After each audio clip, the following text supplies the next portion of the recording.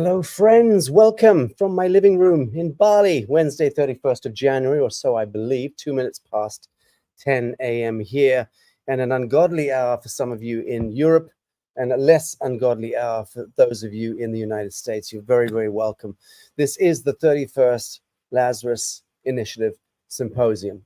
We're running today for about 5.5 hours, something like that. So it's not exactly a marathon broadcast, and we'll make up for that on the one next month. Starting today, as you may have gleaned from my social media drops, the greatest psyops in history, Jesuits to JFK. About 2 months ago, thereabouts 2 or 3 months ago, I reached out to Dan Willis, the very, very brilliant man and now colleague and friend, after having seen and heard what he was involved with and what he's up to. And we struck, I think, a decent friendship at the front end of our engagement. And I brought Jane Evershed in and my producer, Christy, to a discussion to look at psyops throughout history. Well, hey, yeah, it's not so much a rabbit hole as it is a kind of quantum labyrinthine mindfuck. It was delightful to spend hours with these guys looking at psyops throughout history. But then what is history? History itself is a psyop. And that's a crushing conundrum that you have to navigate. Time is a psyop. Without any question of doubt, time is a psyop. Certainly the popularly understood misconception of time, what it is, and the thrall that it has over us as quantum spirits. So we began to look at all of these different psyops through history, going back to the Brotherhood of the Snake and prior. And then it was, well, if we start a project pretending that we can divulge all of the psyops in history, it's going to be a never-ending moving feast. So we better break it down into sort of bite-sized chunks, so to speak. And that's really what today is about. Today is about compositing and compressing into a contextual framework that kind of makes a bit more sense to our modern mind. So we're taking this first sojourn through the labyrinthine realms of psyops. We're compressing it between the Jesuits and JFK. I did just put a word out to Sean Stone to see if he can jump in and maybe join us for a few minutes. His dad famously made the JFK film. In any event, let me just speak a little bit here about the Jesuit oath and the enduring mystery surrounding JFK's assassination as something which doesn't go away. I mean, that's a storyline which is not yet resolved in the psycho-cultural mien. It's still something which is thrumming in the subconscious of this world. You know, when a government turns against its own leadership, and it takes down and assassinates its own president, which was palpable at the time. Everyone kind of knew the kind of quasi post Cosa Nostra era with the Joe Kennedy and being the sponsor of his son JFK, and JFK getting into power and to some extent realizing that he was just another puppet, that there was a kind of mafiosi connected at that time to the White House. And I think JFK at that time trying to do what Vladimir Putin has succeeded at in the modern context. This is a very controversial subject, which we're not going to go into today, but Putin was also put on the throne by Boris Berezovsky and others, thinking that he was going to be the young prince like JFK and do what he was bid to do by the grandmasters of chess in the basement. But it didn't turn out that way. Putin turned around, cut off the hands of his puppeteers, and he banished the other billionaires and started to take control of his country, which he's managed to do for a quarter of a century. JFK didn't succeed. He lasted only a very short period of time, but he did, I believe, also turn around to try to take the throne and actually steer the world toward a higher outcome. In any event, we'll go into all of this. I'm very, very happy today to introduce for the first time to the Lazarus Symposium a very remarkable man with a remarkable remit, Jay Weidner, prominent author, filmmaker, and researcher who's gained recognition for his insightful exploration of ancient myths, alchemy, and mysticism. And as the content director with Gaia, Widener has served as a director and producer on various series. He's very well known for producing and directing several documentaries and series, such as the acclaimed Kubrick's Odyssey and his latest effort, JFK-X, a brilliant title. And through Jay's work, he continues to significantly contribute to the fields of mysticism, spirituality, metaphysics, and exploring theories about the apocalypse. Very, very happy to bring you on the stage today, Jay, with the Lazarus Symposium. Thank you for joining us. Hey, well, thanks for inviting me.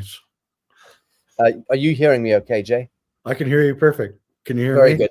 Yes, I can indeed. Sounds good. Jay, Jane Evershed, happy to see you, girl. Good to see you, Sasha. You need no introduction. And Dan, you need no introduction to the Lazarus Symposium. Happy to see you too. How are you doing? Good. Very good. Starting off, Jane, just a salute to the Eternal Mother. Your thoughts on the subject matter we're about to dive into today. What, the Jesuits to JFK? You want a little synopsis on that? Yeah, just a synopsis and your kind of thought. We've had various discussions, you, myself, and Dan and Christy. But yeah, your thoughts. We had a hard time trying to work out where we would kick off this series today. Well, I think we could start with the Jesuits because they're connected to the Khazarian mafia. They're connected all the way back to the Elohim, the Zionists. They're all the same fallen angels that have been trying to get rid of us, the angelics, on this planet since time immemorial. So if we know how their skanky little minds work, we might get a handle on this and get ahead and get out from under them. But I think we already are. Okay, very good. Jay, I'm interested to get your feedback on this. You've heard of Kathy O'Brien, right? Yes. So Kathy O'Brien is one of my dearest friends, and I've spent a great deal of time with her. When I was last with her in Vegas, where her, myself, and Roseanne Barr were getting up to some mischief for a few days, I can tell you one of the things I asked her about was her takeaway on the Jesuits. And Kathy said to me she's no expert on the Jesuits, but she did tell me something rather interesting.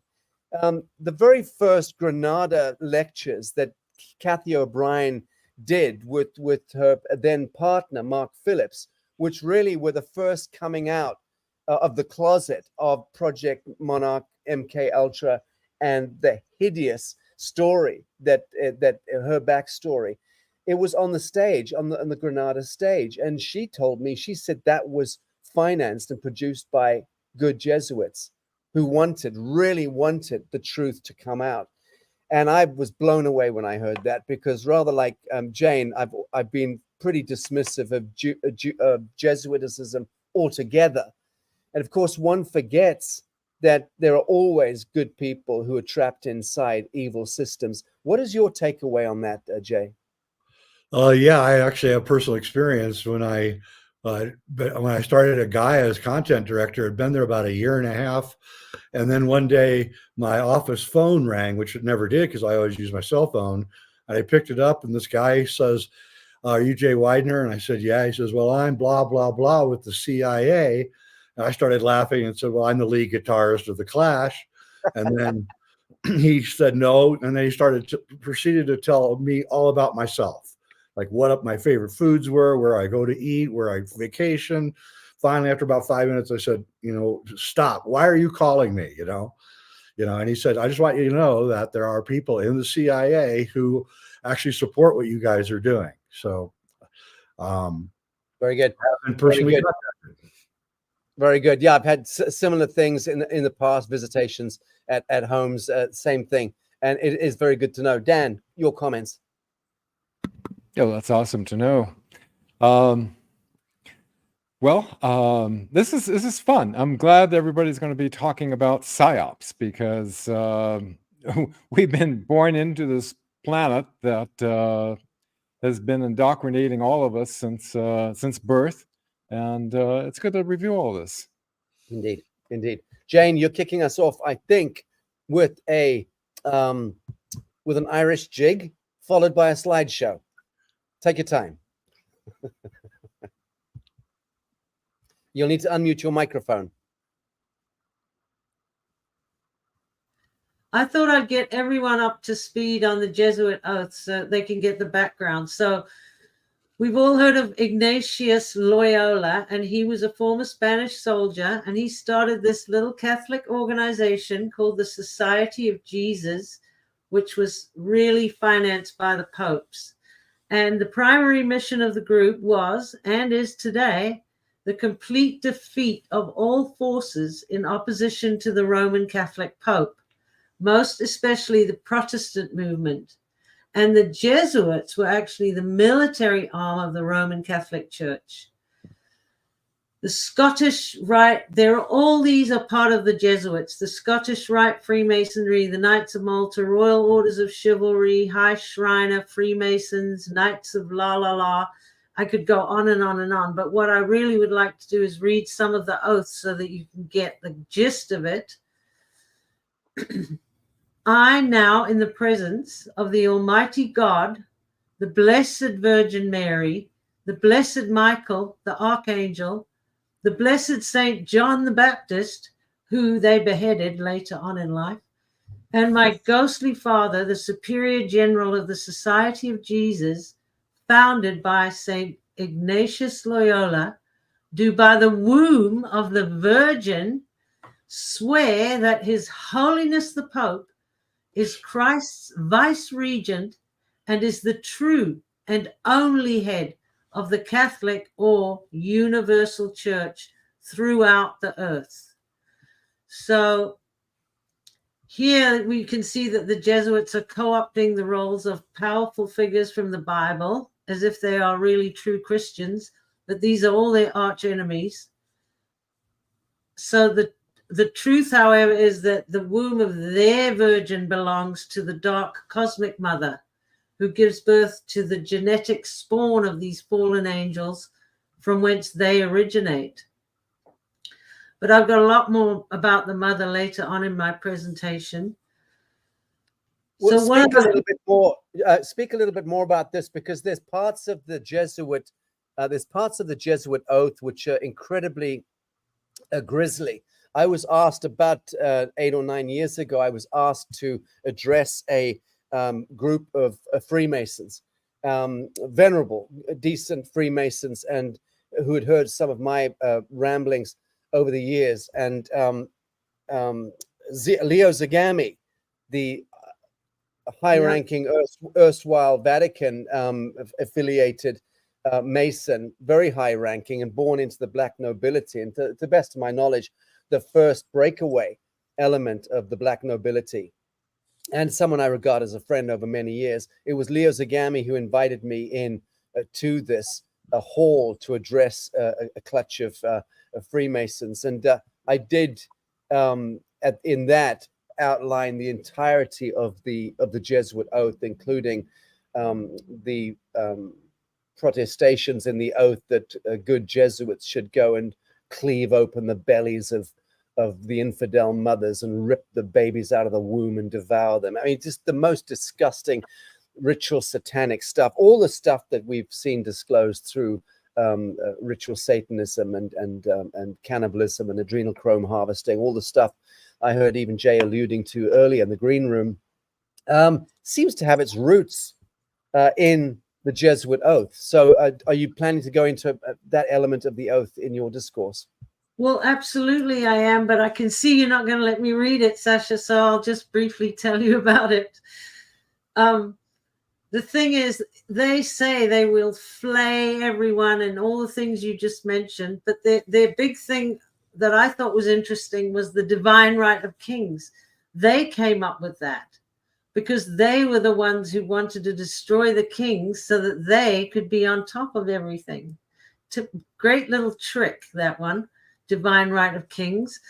And also Francesca Goya did a painting that was in those slides, actually, I do believe, of a Jesuit being torn from limb to limb and chopped his, his legs and arms and everything off, because just as much as they would do that to you for being in their way, they commit to having that done to them with the point of the dagger, and they write their name in blood with the point of the dagger.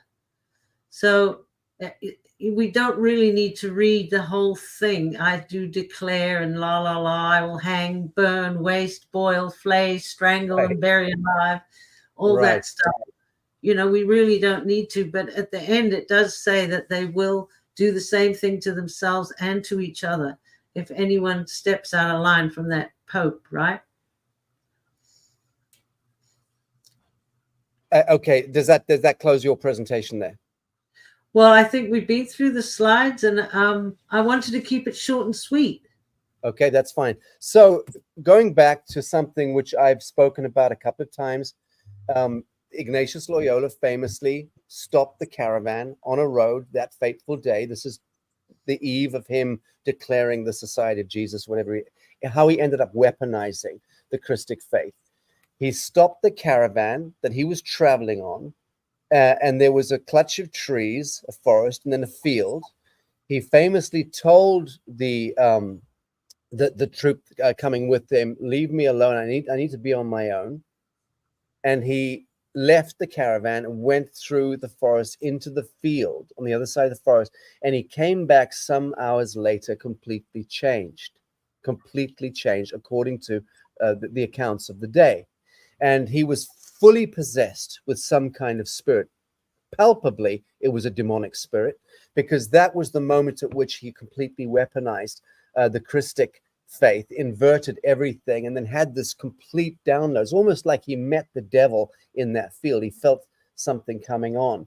And that, to me, that's an extraordinary event horizon, because it seems as though he was walked into in that sense, and then came in with a full metric of how to weaponize the Christian faith, and then began the whole process. Jay, what's your understanding of Ignatius Loyola, the man, and the genesis of Jesuiticism? Well, I think he was probably working for another group that was seeking to infiltrate and destroy the Catholic Church too. Mostly, I would say probably the Khazarian Mafia. And so you have to remember, the Khazarian Mafia and the Catholic Church hated each other. They were in a constant war for centuries. And then that war went away after the Jesuits rose to power, and I think there has to be a cause and effect thing there. And they're working together. We know they're working together. The mafia, the Italian mafia, works with the Khazarian mafia, and the Italian mafia is ruled by the Vatican and the Jesuits. And it's like Kennedy assassination. Who was involved? Well, the Khazarian mafia and the Jesuits and the mafia, and so yeah, they're all working together.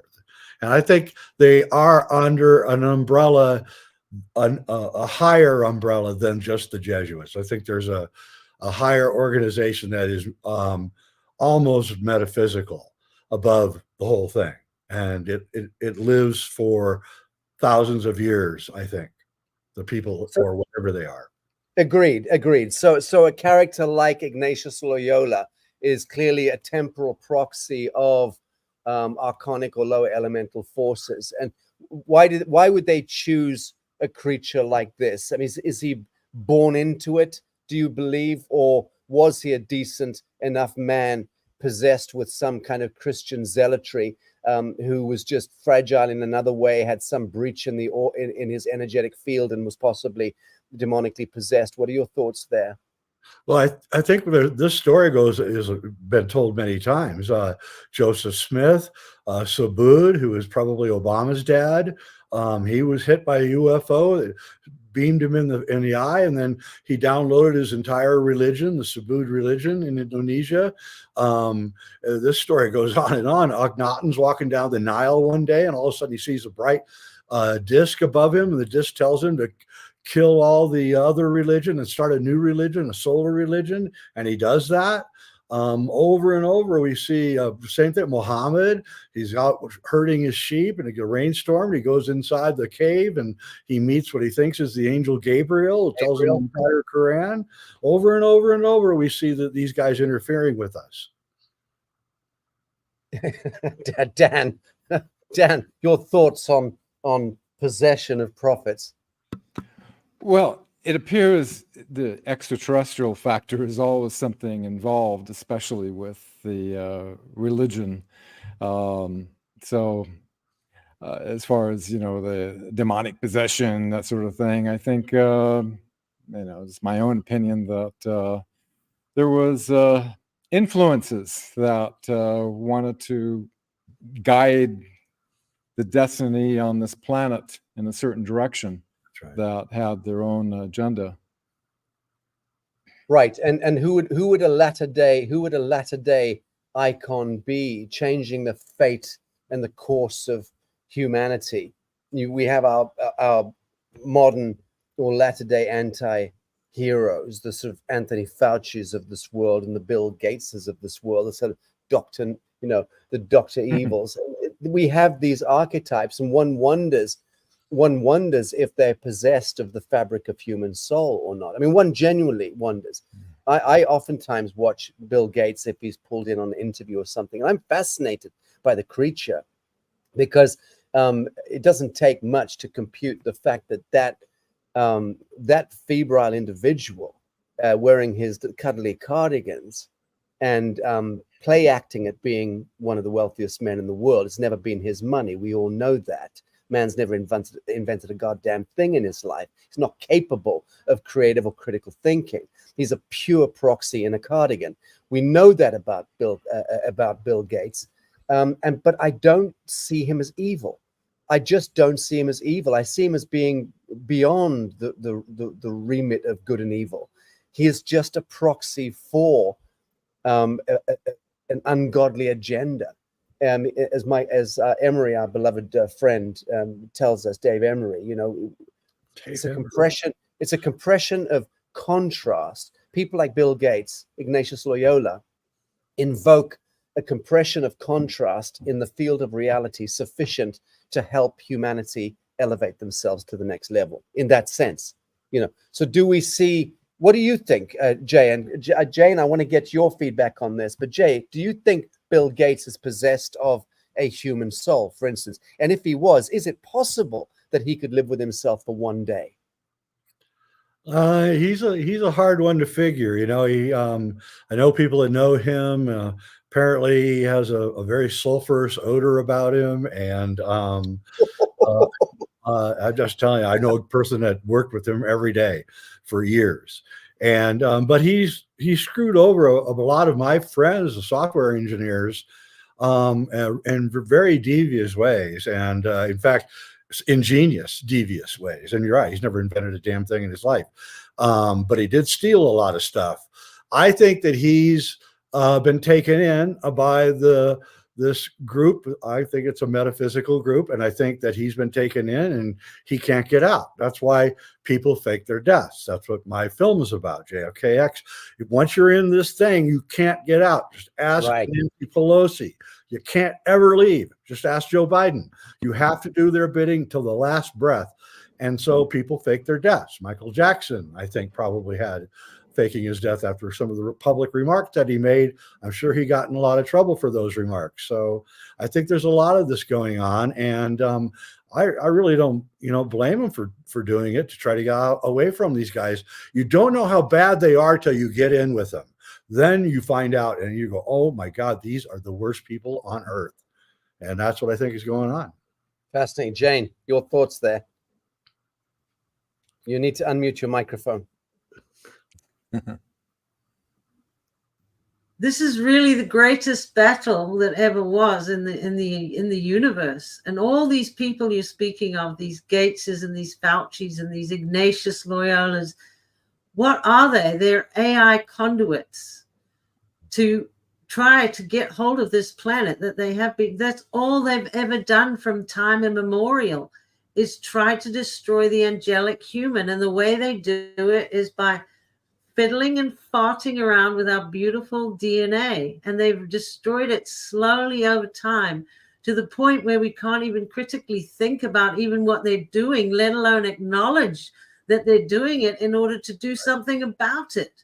So now is the time for us to just grow some, get to grips with what's going on, and face them head on and let them know we know what they're up to and we're not putting up with it anymore.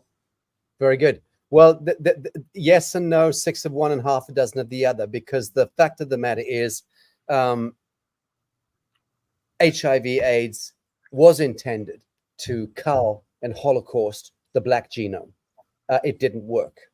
It didn't work because there is something called morphogenetics and morphogenesis. And when that engages, this is a subtle language. This is the true angelic template, which self-exists, self-reveals, and self-fulfills behind the manifest realm. And when there is an endemic or systemic attack against the angelic human, this template comes to the fore, and the microbiome rejigs, and we throw any threat off our back. And similarly, one imagines that that's going to be happening with this latest insidious attempt at so-called mRNA interventionism and DNA interventionism. So yes, you're absolutely right. These forces, AI clearly, forces are in a epic conspiracy in that sense to defeat the angelic template, but appears never to succeed. It seems that the devil always conforms to God's design in that sense. The devil always conforms to God's design. That's the way I see it, having grown up in a war, lived through what I've lived through, got to this stage in my middle age with all the kind of trials and tribulations of life. Ultimately, good prevails. Ultimately, love prevails. Would we at least agree with that? Well, one thing I must add here is that we've got organoid intelligence on the horizon now. And now that is going a little deeper than they have before. It's not all external data, and they're getting right inside us. And so we better be aware of that and find out what that is too. Indeed. But again, the point being that compression event is likely to force our superluminal genius and our psionic intelligence into the fore. Dan, you're an optimist foundationally, as am I. Otherwise, you wouldn't be doing what you do in this world. What are your thoughts? Well, the universe is dual nature, and it does tend toward perfection. So we have incredible opportunity to evolve through, processing all the stuff that's going on. My God, this is like this is the university level, of what we're going through in order to reconcile this. I mean, our planet's been hijacked, and we've all been, psychologically duped, and we're just now awakening to all this, and it's going to be an incredible transformation. It is, and we're blinking into the daylight, and I think it's incredibly exciting. I really do. I'm so, on a daily basis, I'm just filled with a sense of immense joy. The more I see these iconic images of evil being projected onto the screen of life by mainstream media, and the kind of hysteria that comes out of a psycho-civilizational meltdown, a sort of collapse of the Babylonian edifice. And at every level, people are panicking and panic-stricken and in anguish and torment. And it's so easy to look out there and see it as being a Holocaust or a zombie apocalypse or this or that. And yet I'm just no longer identifying at all with any of the orchestrated images, because that which self exists behind them, this Celestine template, so to speak, I call it the New Earth Horizon, because I'm seeing it in real time emerge, and I'm filled with joy and serendipity on an incremental basis. I'm expecting that to go exponential into next year, into mid-2025. But I'm certain we're on such an ascensionist path. Jay, are you foundationally a pessimist or an optimist in the year 2024? Oh, well, I'm always an optimist. My first two books were about a monument in the south of France, which describes what we call the end of this age. And what it does is our solar system oscillates up and down through the equatorial plane of the Milky Way. And when we go behind all of the stars and sludge, we lose all of the etheric energy that the center of the galaxy is emitting, and we enter into the Kali Yuga. And for the few thousand years that we're behind all of the sludge and stars and matter that lies between us and the center of the galaxy, we go into darkness. Well, we're now rising into the Dvapara Yuga as the solar system is rising up above just now. We're just now peaking up above and receiving all of that energy. And that's why the sun has turned from yellow to white, because now it's receiving a lot more energy from the center of the galaxy. And we're going to start having massive awakenings, and we're going to start seeing etheric creatures, and we're going to start having huge psychic situations happen, and all sorts of unexpected things are going to start occurring right now and from now on. And things are not just going to get better, they're going to get a lot better. Novelty is loose on the earth right now, and they can't stop it. They can do all sorts of things to try to stop it, but they can't stop. You cannot do anything about time. You can't do anything about going into puberty. You can't do anything about getting white hair when you get old. There's nothing you can do about it. And there's nothing that the cabal or anybody can do about the change of the ages that is at hand right now. I think they know. I think that's absolutely beautiful, Jay. And what you just said about the novelty aspect, you're absolutely right about that. I would definitely challenge you on the aging bit. I know enough about Vanguard microbiology and frequency technology that's extant, and I look. Oh.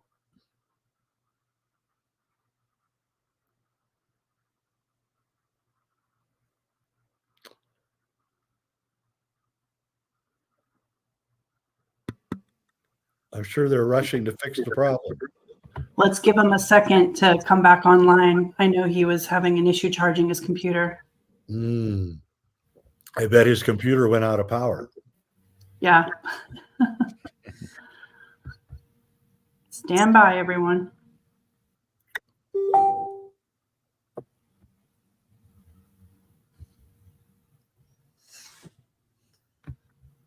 See if he can get back on, maybe on his phone. Did you want to maybe go ahead and start your presentation, Dan?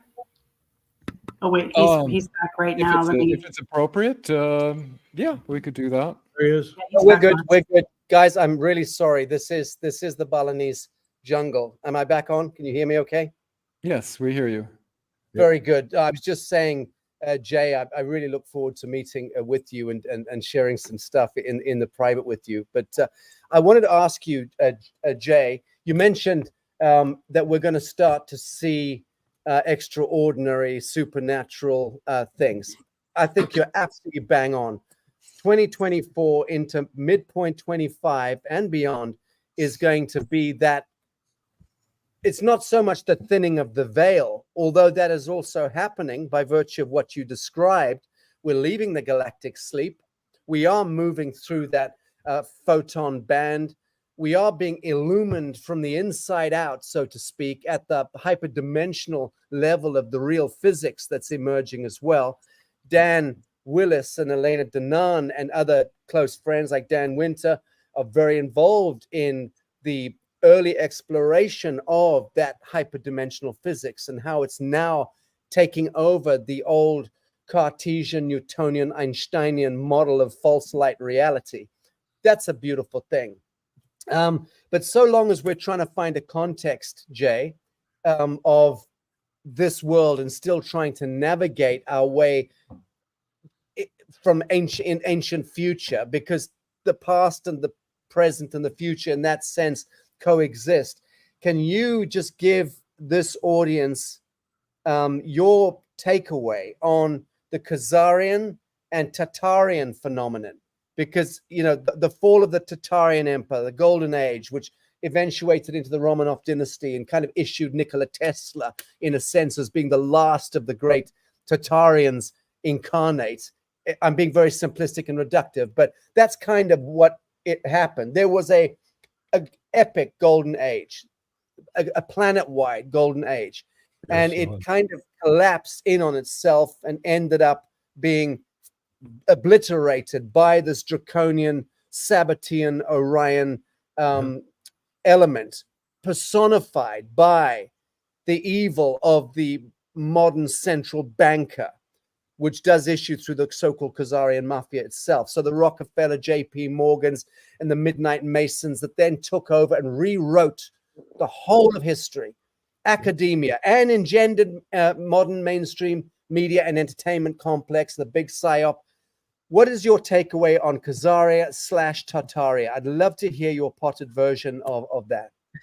I think that you're right. There was the guy that I follow, the alchemist Fulcanelli, assures us in his book, Mystery of the Cathedrals, that the Dark Ages were not Dark Ages, that this is all bunk, that those people were extremely happy, extremely well-fed. They didn't have to work hard. The weather was really nice. This whole idea that there was this darkness and then suddenly, you know, the West saved itself in the Renaissance is just pure BS. And what they did was the Khazar Empire, which was a rather large empire, everyone had to pass through Khazaria if you wanted to travel from Europe to Asia. So you had to go through Khazaria, and the Khazarians would rob you essentially and steal all your stuff. And so they got a really bad reputation. Eventually the Russians destroyed them and everything. And I don't think it's any. And then when the communists took over Russia, they destroyed all memory of Tartaria, this golden age empire that existed. And I think that it was Putin that released all the Tartarian stuff. Right. And because Putin is at war against the Khazarian mafia, and he will never let them back in. Correct. Never, period. Correct.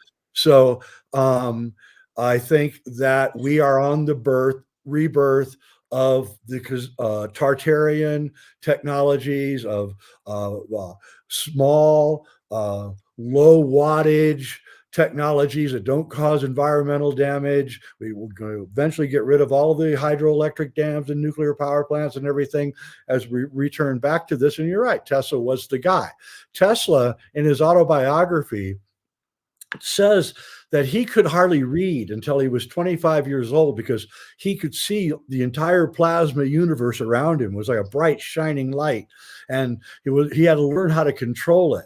And so that's what this is. The center of the galaxy is emitting giant gobs of plasma, and we are plasma creatures. And as we rise back up and out of the Kali Yuga, we're receiving all of this plasma energy, which is invigorating us, and it is going to change everything.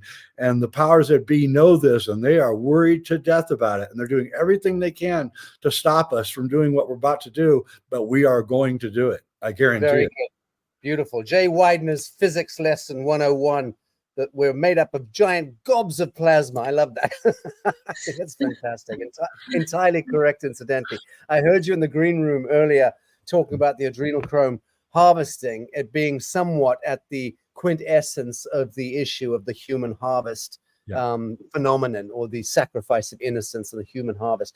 Of course, that's true, but plasma itself, life force, kundalini, you know, it's that, isn't it? It's all of that life force being harvested. The quintessence is the adrenochrome element of it. But yeah, once we get that everything is that kind of energetic exchange between the parasite, which is invoked into the ethers by virtue of the unresolved aspects of the Christed one. So we sufficiently abnegate and abdicate our divinity and our creative life force, it gets used up, it gets brought into the field if we don't make use of it consciously, which is why the whole thing of consciousness in action is so very, very important. Jane, last reflections on this before we move on to Dan's breakdown of PSYOPs.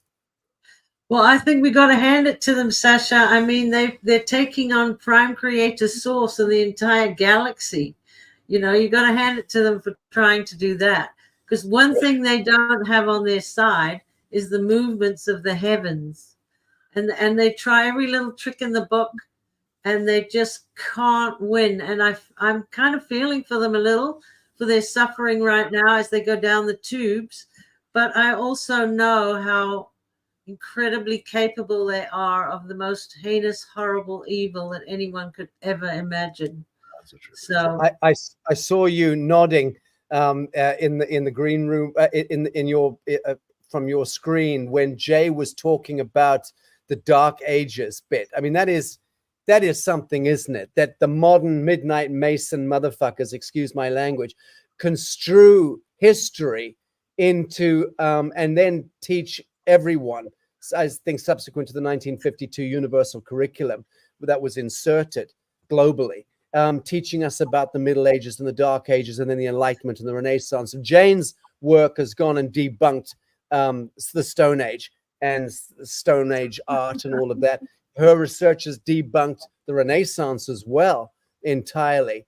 And when you mentioned the Dark Ages being an inversion of reality, that made so much sense. Jane, did you want to discourse a little on that? Yeah, this inversion, it's their favorite thing is inversion. Earlier on, you were mentioning Leo Zagami. Now, he really gave us a nugget when he told us that Nero was the Antichrist of the time. Mm-hmm. And that was probably around when King Herod was running around, killing all the babies, and just they did anything they could to ensure would not survive through the Christ consciousness. There was actually 3 Christs, but that's a long story. But the Christ that he was trying to get rid of, they knew ahead of time. Emery told me this, that in the year 2000, we would be rising up and growing and awakening and doing everything that we're doing right now. And they knew they had to go after Jesus' little butt right then, back then, in order to prevent that. But they didn't find him and they didn't get him. So our Christ consciousness is budding right now, and we're all just being illuminated and looking around and waking up and seeing what's going on and smelling the roses. Very good. Dan, over to you. I think you're going to give us an overview of the most notable psyops in modern history. So are you sharing a screen on that, or how do you want to do that? Yeah, I'm going to share a screen. I did a pre-record to make sure it all fits in the shortest possible time.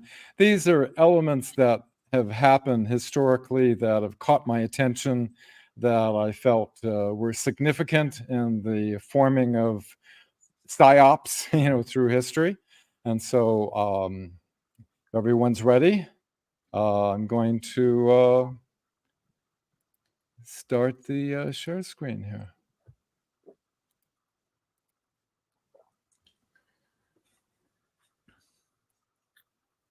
Yes. Okay, I'll bring you in. Hello, everyone. My name is Dan Willis.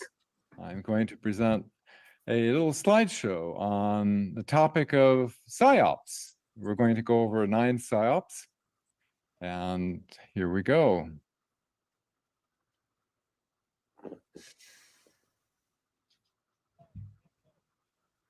Psyops. What's a psyop? It's a psychological operation that basically gains the perception of individuals normally to work toward a hidden agenda. A little bit on my background. I was a top secret military witness that testified in Washington, D.C., along with 21 witnesses regarding illegal secret government operations and the extraterrestrial presence.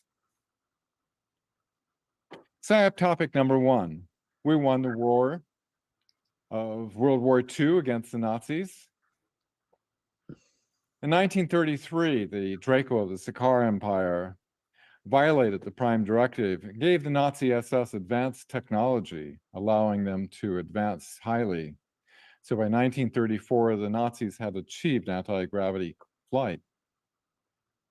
The Nazis had a fallback plan.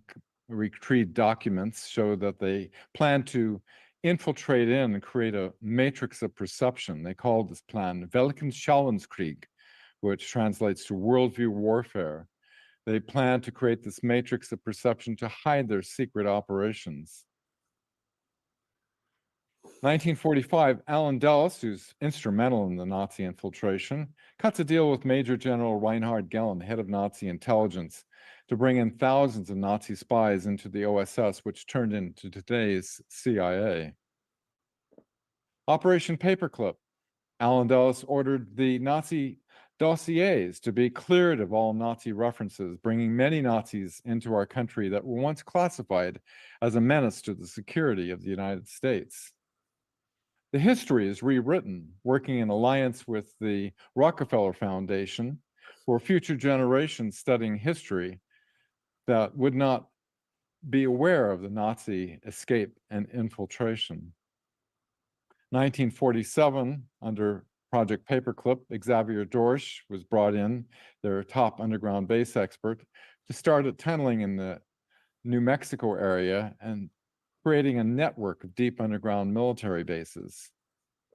1947, James Forrestal sends down Admiral Byrd with an entire military armada to defeat the Nazi base in Antarctica in Operation High Jump. With the Nazis' advanced anti-gravitic craft and directed energy weapons, they completely defeated Admiral Byrd's armada. 1947, the famous Roswell crash, was actually a Trojan horse from the Nibu, from the Orion Greys, to prepare for the invasion by enticing our government with technology for a future exchange. 2 months later, all on the same day, the CIA, the US Air Force, and the new Majestic 12 group in control of the extraterrestrial issue is created. James Forrestal, wanting to disclose this to the public of the Nazi and extraterrestrial situation, is murdered, thrown out of the hospital window. In the MJ-12 document, it was quoted, "The untimely death of Secretary Forrestal was deemed necessary and regrettable." In 1952, with their advanced craft, they fly over the Capitol building to intimidate both the Truman and Eisenhower administrations.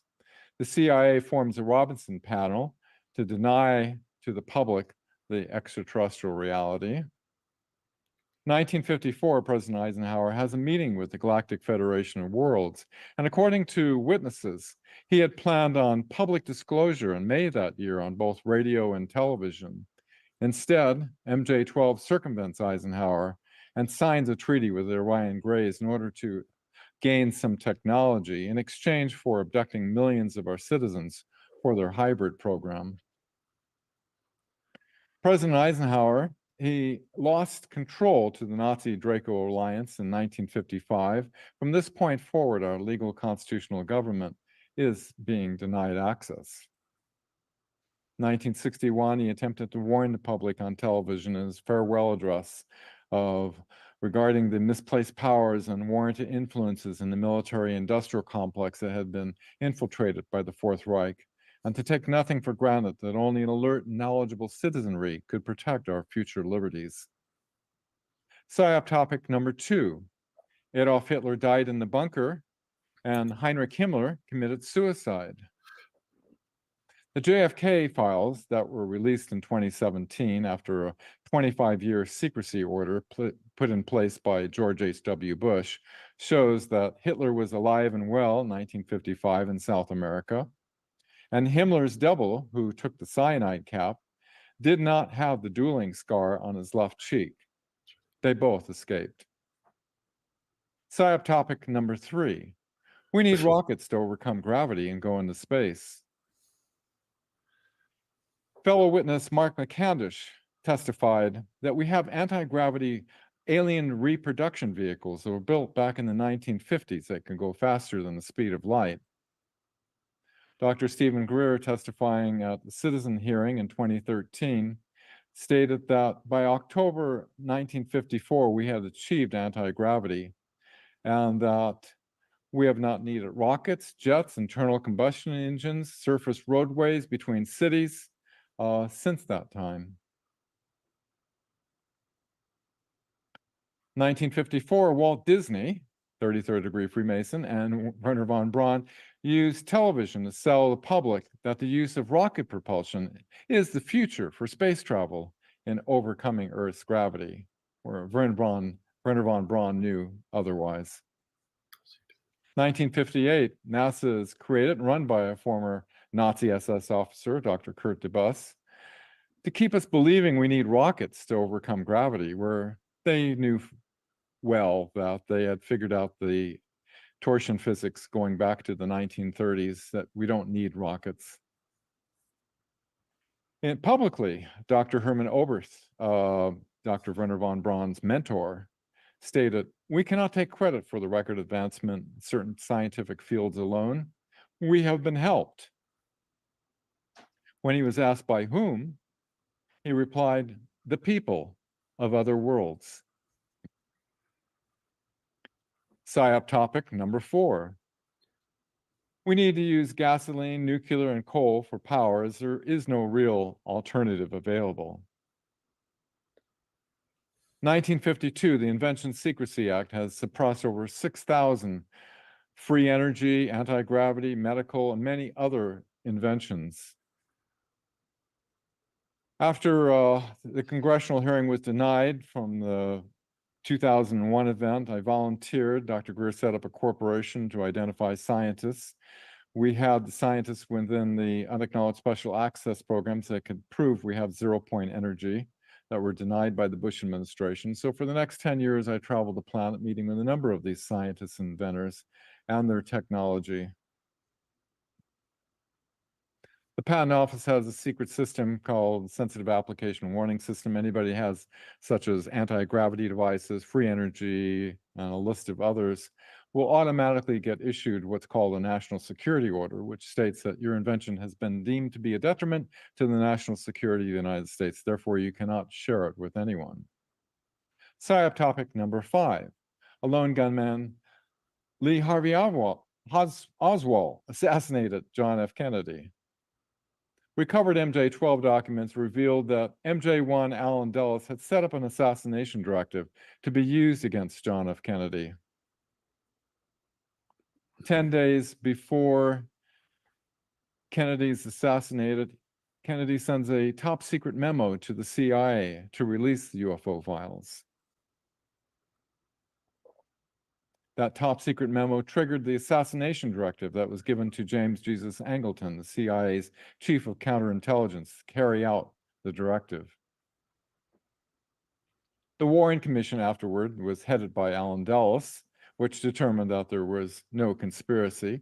Interestingly, the Warren Commission members were all 33rd degree Freemasons.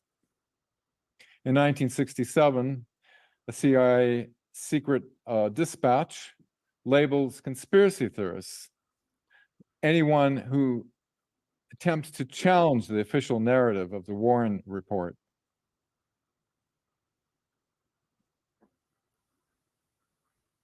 PSYOP topic number 6. In 1969, we went to the moon and just got some rocks and came back as seen on television. Fellow witness Sergeant Carl Wolf at the National Press Club. Before we went to the moon, the lunar orbiter revealed the alien base. Right. He says, quote, "We discovered a base on the backside of the moon." He then proceeded to put photographs down in front of me, and clearly in these photographs there were structures, mushroom-shaped buildings, spherical buildings, and towers. I remember going home and naively thinking, I can't wait to hear about this on the evening news. And here it is, more than 30 years later, and this was 2001. And I hope to hear about it tonight, and I will testify under oath before Congress that what I am saying is the truth. Donna Hare, 20-year NASA employee, stating the astronauts are sworn to secrecy, that they were not allowed to talk about what happened. William Tompkins, who actually witnessed at the TRW facility that was seeing the live uncensored video feed directly from the moon. With his photographic memory, he was able to sketch the enormous alien craft that were lined up along the far side of the crater that warned us off the moon. Ham radio operators bypassed NASA's censorship. Myself being a ham radio operator since 1964, a fellow ham radio operator who actually was at a military affiliate station was receiving the lunar transmission directly and verified that he did hear the following. The radio transmission received on Earth was NASA, "What's there? Mission Control calling Apollo 11. Apollo 11. These babies are huge, sir, enormous. Oh my God, you wouldn't believe it. I'm telling you, there's other spacecraft out there lined up on the far side of the crater edge. They're on the moon watching us." Neil Armstrong, in his speech in 1994, cryptically hints at removing truth's protective layers, saying there's great ideas undiscovered, breakthroughs available to those who can remove one of truth's protective layers. And he knew exactly what he meant by that.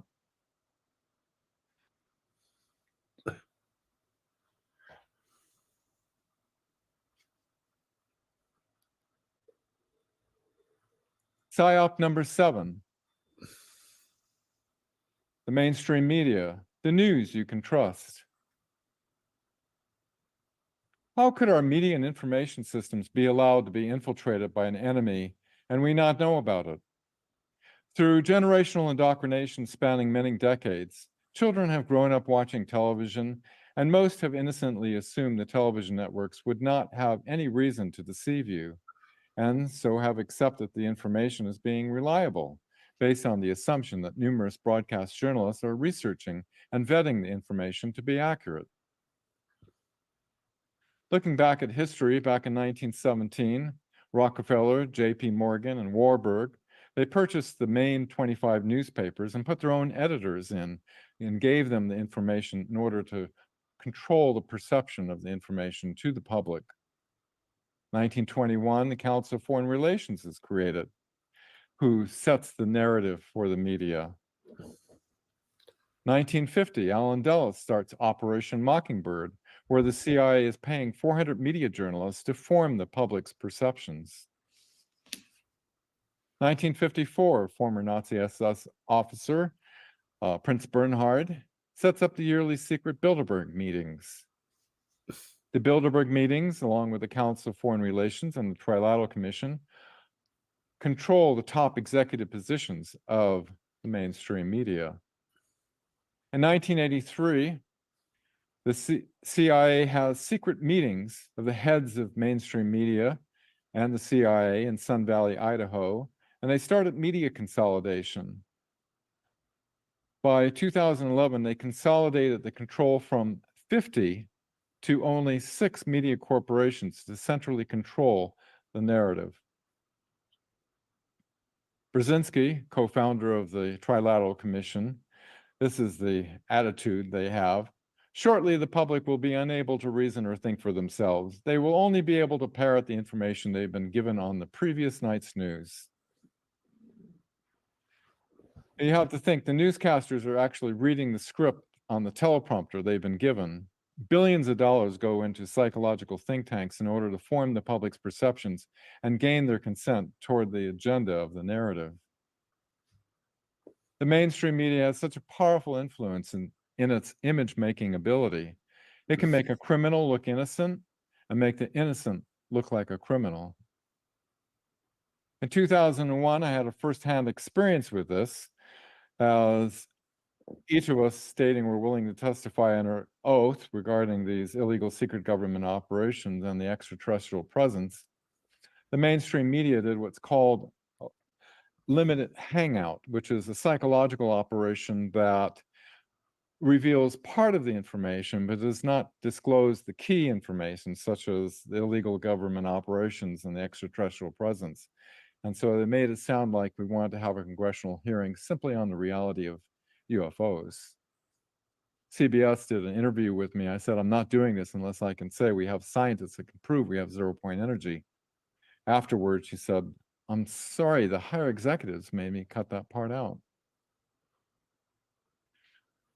Dr. Joseph Goebbels once said, propaganda becomes ineffective the moment we become aware of it. PSYOP topic number 8. The medical system and the doctor's Hippocratic oath to do no harm. In the early 1900s, the Rockefeller pharmaceutical cartel, the 1911, the Supreme Court finds the Rockefeller Foundation guilty of corruption and racketeering. By 1913, under the cover of philanthropy, they used illegal gains in order to take over the healthcare in the US with their pharmaceutical investment business of patented drugs. 1918, using the Spanish flu epidemic with their control of the media, started a witch hunt against all forms of natural medicine that are not patentable drugs. All medical schools and most hospitals and the American Medical Association came under the control of the Rockefeller medical monopoly. By 1925, in Germany, IG Farben is created, who becomes Hitler's largest financial backer.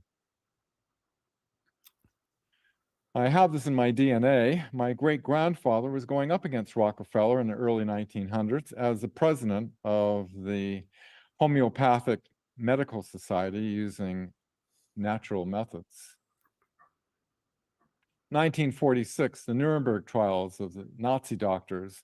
The Nuremberg trials of Nazi Germany, which established the international law of informed consent, produced a number of pharmaceutical corporations that are in operation today, from the German chemical cartel IG Farben, who was Hitler's largest financial backer. The 13 pharmaceutical corporations that are big pharma today, you know the names. In 1946, the formation of the CDC was brought about with 1,600 former Nazi scientists and doctors, including men responsible for murder, slavery, human experimentation, eugenics, and men who never stood trial. The CDC is formed this year with many of these former Nazis. Some of the effects and influence today of the Rockefeller pharmaceutical cartel on our medical system. The pharmaceutical corporations influence the textbook of the medical doctor's education. Doctors in medical school receive absolute minimal nutritional training. Studies find that medical mistakes and errors in hospitals are the third leading cause of death after heart disease and cancer. The pharmaceutical corporations influence the mainstream media, social media, and search engines in support of their drug sales. Dr. Max Gerson, the nutritionist who was murdered and who cured my mother of cancer. My mother had level 4 cancer, which only radiation, surgery, or pharmaceuticals are legal in the US. Her doctor said if I take her to this therapy that she would surely die. Regardless, I took her there. 2 months later, the same doctor examined, could not find a trace of cancer in her body, and my mother lived into her 90s. Dr. Max Gerson was strychnine poisoned after he published his book, A Cure for Cancer. Dr. Royal Raymond Rife, the scientist who discovered how to cure cancer with frequency oscillations. In 1934, Dr. Rife, before a special medical research committee, was able to cure 16 terminally ill cancer patients. The organizer for this event, just hours before he was able to announce the amazing results, was fatally poisoned and his papers were lost. Planet Earth. Our planet has a current population of over 8.1 billion people. Average Earth human lifespan is only around 77 years. Advanced human-like extraterrestrial races across the galaxy are said to have an average lifespan in hundreds or even thousands of years. Why not here on Earth? PSYOP topic number 9.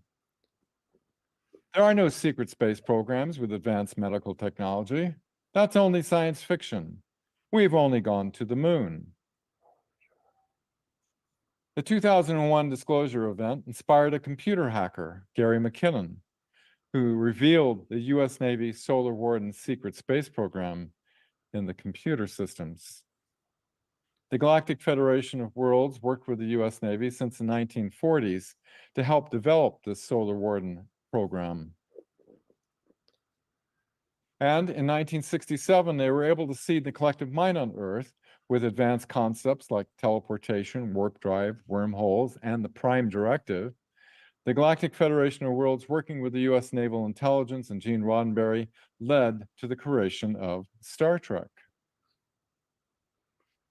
Gratefully, in 2021, our solar system was liberated, with the Galactic Federation of Worlds working together with the Earth Alliance have removed the Nibu Greys, the Draco, the Sakaar Empire, and the Nakwaffen or Dark Fleet Nazis from our solar system. The Solar Warden 20 and Back program uses this advanced holographic medical technology to age and time reverse people in a 20-year tour of duty enlistment in space. The medical holographic science of the medbeds. The medbed holographic technology is based on the fact that the universe is holographic and that it can be tuned through the vector of time. An individual's holographic field contains within it this time vector, which can be attuned to an earlier point in time when the body was more optimal. Then this pattern can be projected onto the body, causing the body to morph into this more optimal pattern. In the 1980s, I worked with IBM's head scientist, Dr. Marcel Vogel, on a holographic medical, actually it wasn't medical, it was a holographic camera that was patented by the European Patent Office in Paris, France in 1955. Thousands of photos were made with this device, which was primitive in comparison to the advanced secret space program technology medbeds, but it substantiated the fact that we're able to tune backwards and forwards in the time with images with this primitive device. My dear friend Jean-Charles Moyen, one of the secret space program super soldiers on the Solaris, was treated on a medbed after an attack by a black Draco on Mars, completely restoring his body that was almost severed in half. My other friend Tony Rodriguez, a Nakwaffen cargo engineer, where his arm was completely severed and his foot, and both were restored after an insectoid attack on Mars with this advanced technology. Abducted by Nibu Greys for their hybrid program at age 9, causing severe complications that were corrected on a medbed, my dear friend Elena Danan. She was rescued by the Galactic Federation of Worlds. The Nibu implant that was repurposed to be a quantum communication device was retuned to communicate with her. With this communication channel, Elena has graciously accepted the task of being the emissary for the Galactic Federation of Worlds. There's a lot of different voices today claiming inside knowledge of what's happening in our solar system and beyond. In my research, only Elena Danan has ongoing history revealing information that no one without direct knowledge could possibly know. Then, later, that information becomes public knowledge and verified, thus continuing to establish her credibility. The following 3 examples of many show scientifically verifiable evidence validated by space agencies on Earth before they had knowledge of these events, showing that Elena Danan is receiving credible, accurate information. First, 2 years before NASA was able to verify this, Elena identified 3 planets in Proxima Centauri. Then Thorhan says, watch for activity on Neptune to be revealed. And 2 weeks later, NASA substantiated as temperatures started to rise dramatically. Thorhan reports a severe quake on Mars. 1 week later, NASA reports the largest quake ever detected in our solar system on Mars. Information that you just cannot make up. I've been in contact through Elena with Thorhan's younger brother, who is a terraforming scientist, Jen Hanaredion. I've been honored to bring forth technology from their world. Last year in October, we presented for the first time a crystal frill generator that was the technology that they use on their world that has been brought as a gift to our world. I'm sure many more gifts from these advanced civilizations will follow. It's time for no more lies and deception. It's time for the truth and the liberation of our planet. Thank you, everyone. I hope you enjoyed this session on 9 PSYOPs. Terrific. Thank you very much, Dan, for that prepared piece. Absolutely terrific. Jay, just to get your comments on that presentation, any big omissions as you saw it in the chronology there that Dan laid out on the most modern PSYOPs from JFK to today? No, I think we have to be careful of, we know that the intelligence agencies are, they like to spread a lot of disinformation and misinformation. And so I think we have to be careful, especially when we get to the alien stuff about what's really going on. Because in my view, the aliens that I have investigated are very deceptive. And so I've grown not to trust them or anything about them at all. So, but other than that, no, it's a great presentation. Exactly what happened. They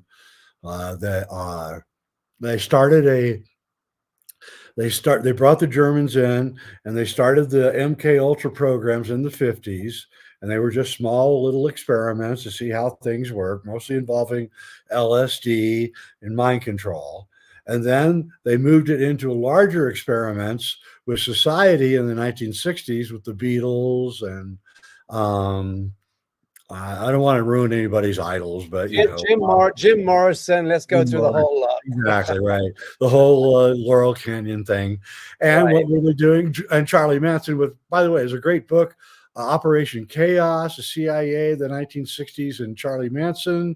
Great book. It's out now. All about how Charlie Manson was part of the MK Ultra program. He worked with Right. Sidney Gottlieb. So.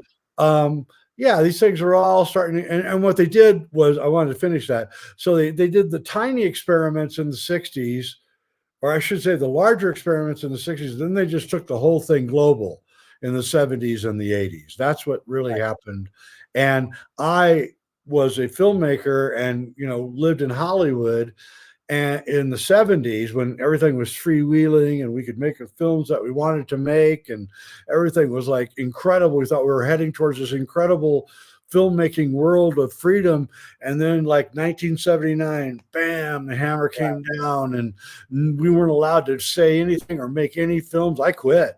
I went out and started my own radio show because I couldn't get a job anymore, because the films that I was trying to make were really edgy and trying to get the truth out, and that was not allowed. So yeah. Right. Wow. Yeah. 70s, everything was pretty, it was kicking, wasn't it? And then all of a sudden it was Spandau Ballet and Duran Duran and terrible haircuts. And yeah, it all went south from there, didn't it? It really did. It was sad. It was. So Jay, break this down for us. So we in the West let off atomic bombs. We started with the Pacific Atoll testings, the Oppenheimer-Einstein convention coming together, the white skins, according to Hopi prophecy, taking forward the element of fire to the worst possible outcome. And we really were the onset of the nuclear and atomic bomb phenomenon, which rent the fabric of time space. And by best accounts, was pretty much the hyperdimensional, interdimensional flare or beacon that went up, giving some kind of permission to the extraterrestrials. Emphasis here, the malevolent extraterrestrials, to be able to now breach our temporal time space and come in and interfere and start the abductions and the splicings and dicings and contracting with nefarious military intelligence entities and so on and so forth. So is that more or less correct, that it was us breaching the law of one, splitting atoms, that creates the flaming or the beacon, giving the permissions for this infiltration and interventionism, which then keys in with the Nazi element. Where did the Nazi thinking? We understand the Tool Society. We understand the purported interest in the occultic sciences by elements within the high echelon Nazis, and how that then also led to a real convention with the Zeta Reticulan draconian interests. So just break this down a little bit. Who and what was Hitler in the equation? You said he was anti-Khazarian. No. If he was, you mentioned this earlier, correct? All right. This is like, I'm going to give you information I've never ever said in public before. I worked for a rich guy a long time ago, and he was obsessed with history. And all I did was read Encyclopedia Britannicas that he would get from 1860, 1861, 1862, right? And I would read them. And I was reading everything I could about the Khazars for him. He signed me. He said, read everything about the Khazars, write a report, and tell me what it says. So I was reading through all these Encyclopedia Britannicas from the 1800s, and I came upon this article called White Khazar, Black Khazar. And this article said that there was a caste system in Khazaria where the white Europeans were on the top, and then the Asians, the darker Asians, were on the bottom, because a half Asian, half European country.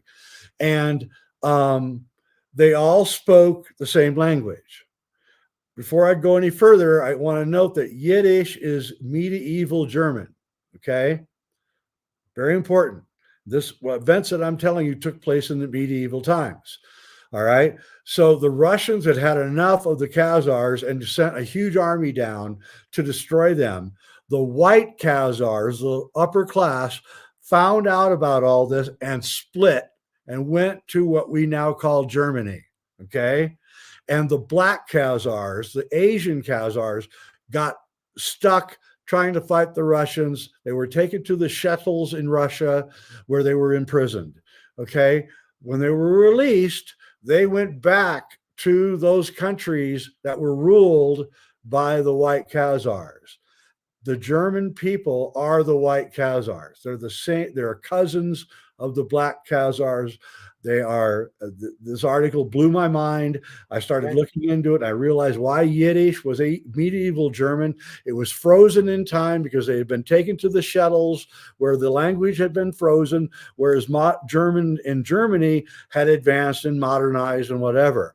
But they're the same exact people, and they're working in kind of like a family fight, you might say. Okay. So then stumbles onto the stage this little creature called Adolf Hitler, who has a fantasy about the Übermensch, about the superhuman. Yeah. And that becomes the Adam seed of his quest, is to recreate genetic hybridization, whatever it takes, to recreate the Übermensch. Now, the Übermensch, or the superhuman, according to what I'm hearing from you, is a return to that Aryan, splendiferous, high, white Khazarian creature, correct? Yeah, that's right. And it was, I believe that the in Germany before Hitler, occult Germany, which was a very big thing, they had done correct translations of the Old Testament or the Torah. And they realized that the Torah was not talking about God. The Torah was talking about the Elohim, which are a group of aliens. And they said, oh my God, there's this group of aliens. It's not God. We're the whole thing is bogus. And I believe that the Anunnaki, the occult SS, went out around the world. I know they did. In fact, I've got all the documents. They went all around the world looking for the Elohim, where their outposts were or whatever. And I don't know if they found the outposts or anything about that, but I know they scared the living crap out of the Elohim, and the Elohim brought the hammer down, which is what we're talking about here with all these psyops. In 1945, the hammer got brought down, and we were not allowed anymore to ever discuss any of these things anymore. It's not working because the Kali Yuga is ending and they can't hang on to power, but they really did try to stop us in every way from discussing any of these events and any of these things. Okay. So that's where Antarctica kind of comes into the equation, right? Yep. The Very Antarctica. good. Yep. So later in today's symposium, we've got Dr. Brooks Agnew coming on, who was the expeditionary leader for the thwarted journey to Hollow Earth, the expeditionary force a few years back, which I was connected to, and Eric Hecker, who has lived for many years in Antarctica and is a remarkably astute and adroit pundit on the subject of Antarctica, if a little gruff at times. Very remarkable man, I have to say. Yep. And I also had in the studio here, when we recorded that piece a couple of days ago, which is going to be aired in an hour or two from now, I also have the great-grandson of the Rear Admiral, who was next to Byrd on that entire expeditionary force. So we're going to get some inside information from the great-grandson of the Rear Admiral on that expeditionary force that went to Antarctica, Operation High Jump, I think it was called, wasn't it? Yep. Indeed.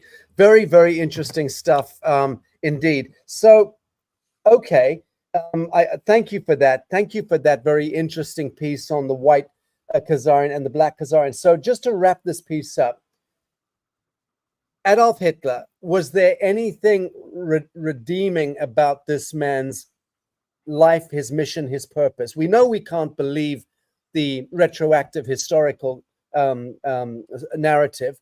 So just I know it's a very controversial subject, and to any reflexive people who want to get wound up by it, switch off, go away. I'm interested in pure inquiry. I couldn't give a fuck about psychocultural reflexes. This is important stuff because we need to break this dream spell. No one's going to do it for us. Speak about Adolf Hitler. Was there any redeeming feature about this man, his life, his mission? No. He was designed to destroy the group that the aliens are most worried about. And I'm not talking about the Khazars. I'm talking about Europeans. And that's what happened. And you can see the aftermath of World War II all the way to today. Europe has been destroyed. My beautiful Europe, my lovely Europe, the Europe that I love so much is gone. And I don't even know if I can go back anymore. I haven't been back since 2020. And from what I'm hearing from my friends in Europe, I don't think I can ever go back. So, it's destroyed. The logical, rational mind of the Western person was a threat to the overlords, and it could not be allowed. And so now, and I don't know how much we're going to get censored here, but I'm just going to say this because I want to say it. The black race and the white race have been targeted for destruction, and we're going to be replaced by Asians and Latinos because they're more passive. They will not rebel. Whites and blacks have proven to not be passive, and they are about to be eliminated. First the blacks and then the whites. Okay, that may be the genomic intent, but one wonders everything else has failed. Oh, they won't succeed. Right, bravo, exactly right. Okay, Jane, I need your commentary on Dan's presentation and anything you want to add to that, and then I want to start aiming some questions at Dan relating to his presentation. You'll need to unmute your microphone. I'm dying to hear about JFKX. It's very intriguing. But I was looking through the chat when he was playing that because, we get so steeped in all this information. We get so jaded by everything we know. And we forget that there's many, many people that are just so busy trying to live their life.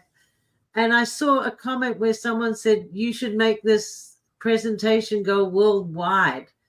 And so it really impressed me that Dan seemed to hit a niche there where it spoke to very, very many people on a deep level to have this information framed in that way in such a well thought out manner.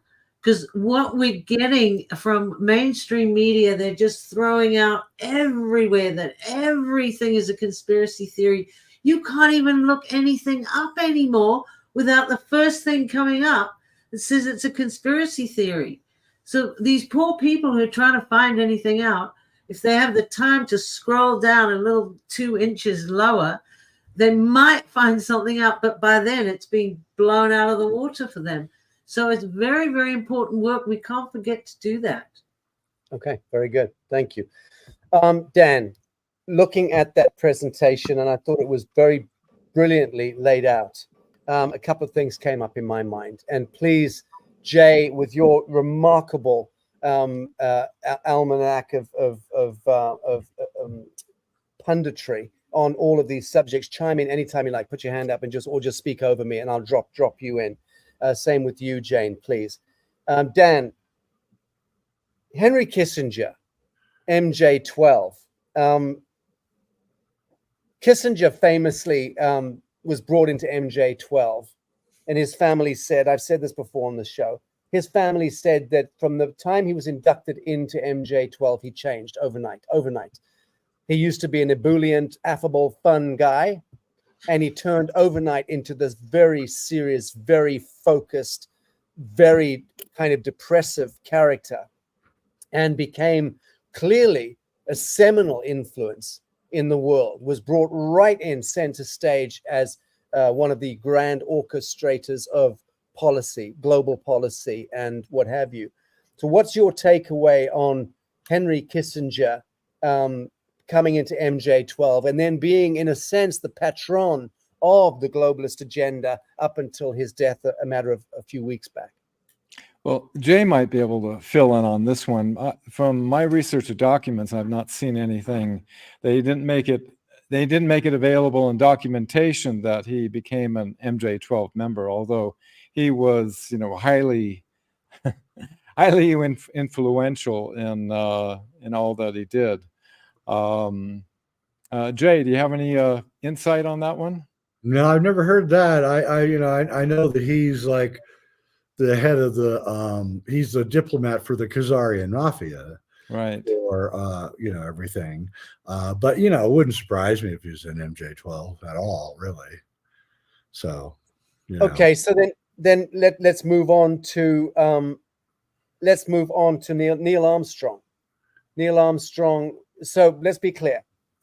We went to the moon. We landed on the moon. We got out of a tin can, and that tin can took off again off the moon and somehow managed to get back to Earth nigh on 50, a half a century ago. Is that categorically what happened? If indeed we're to believe those statements that, we can see them lined up, the alien ships on the crater of the moon. My understanding is we never got to the moon in the first place. Couldn't do it, didn't do it. Maybe the Russians did. They're damn sight cleverer than we are. What's your takeaway on that, Dan? Well, some people say, we only went in low Earth orbit, or because of the radiation belt, they couldn't go through. But no, they did land on the moon, because if you're operating a radio station on that frequency up in the gigahertz range, it's like a flashlight. It's very highly directional. And for the ham radio operators to be able to pick up the signal, they had to track the moon to be exactly on, to be able to receive the signal. So the signal did emanate from the surface of the moon.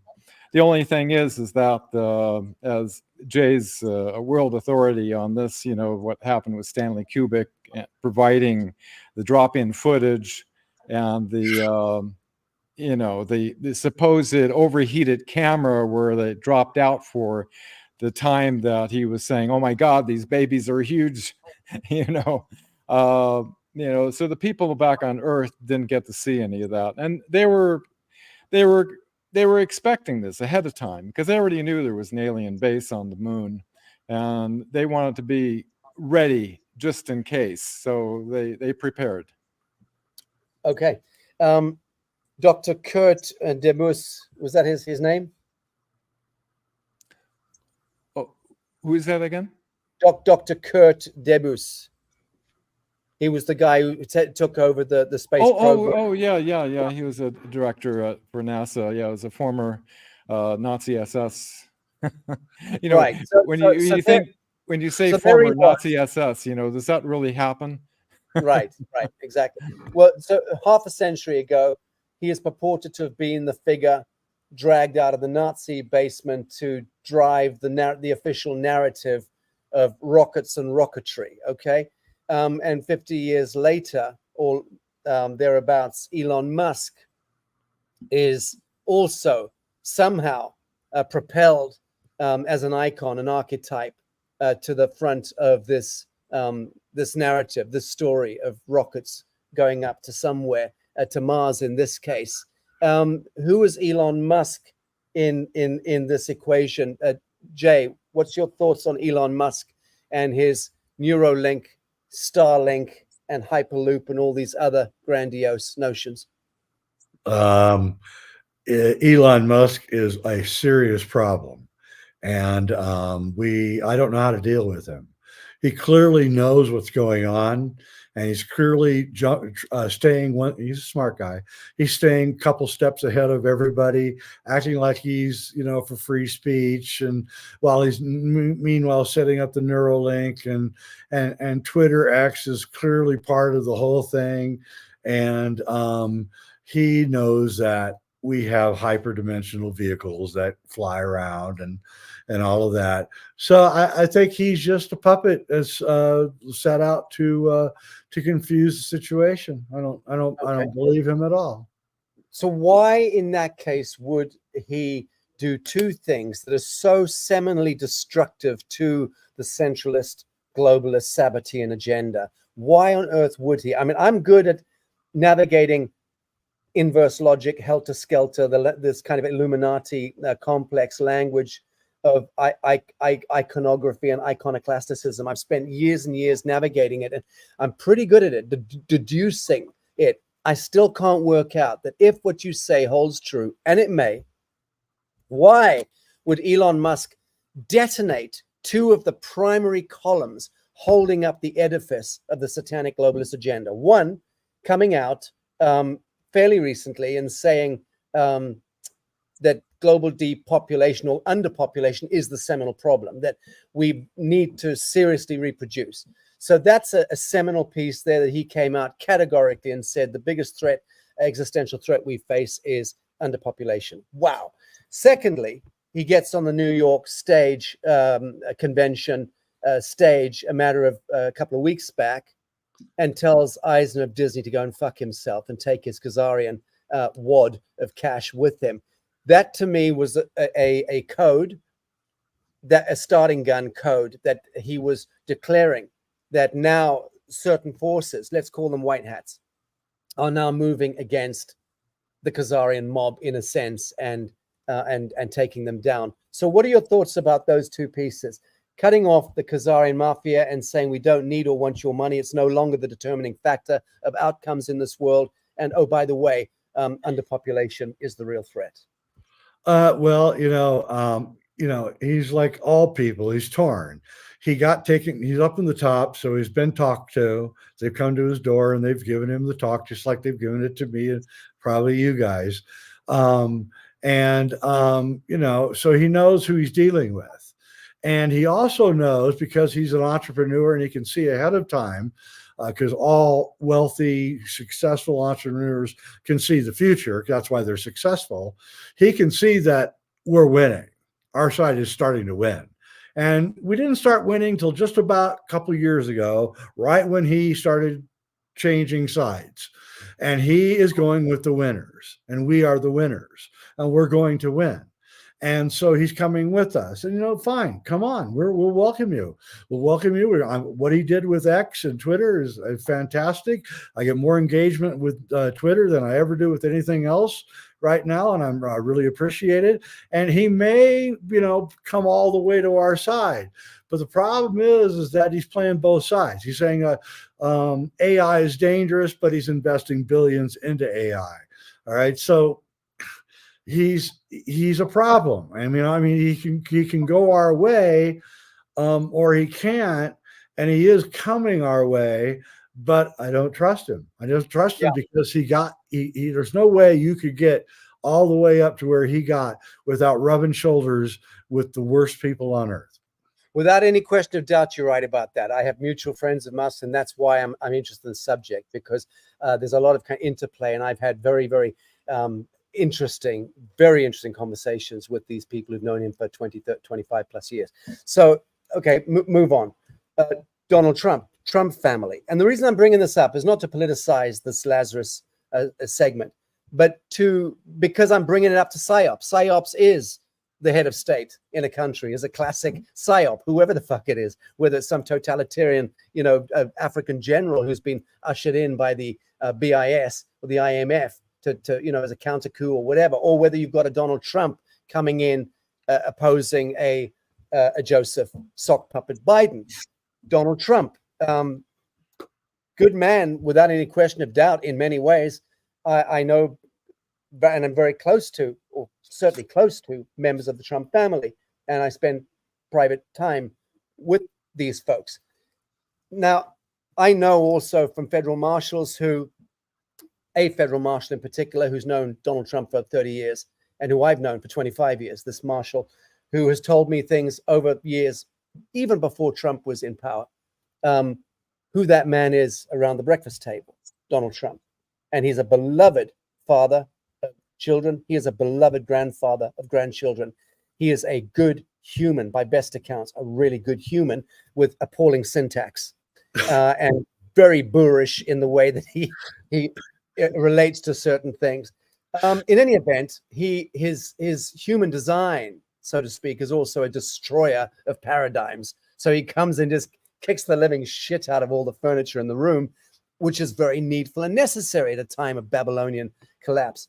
What's your takeaway, Jay, on Donald Trump being somebody who's also compromised? Clearly, his money and his business enterprise, his empire and daddy's empire that he took over has definitely been enmeshed with interests, and those relationships are old and to some great extent always get honored as you move into power and taken forward. So there's a connection with Trump and Zionist Israel.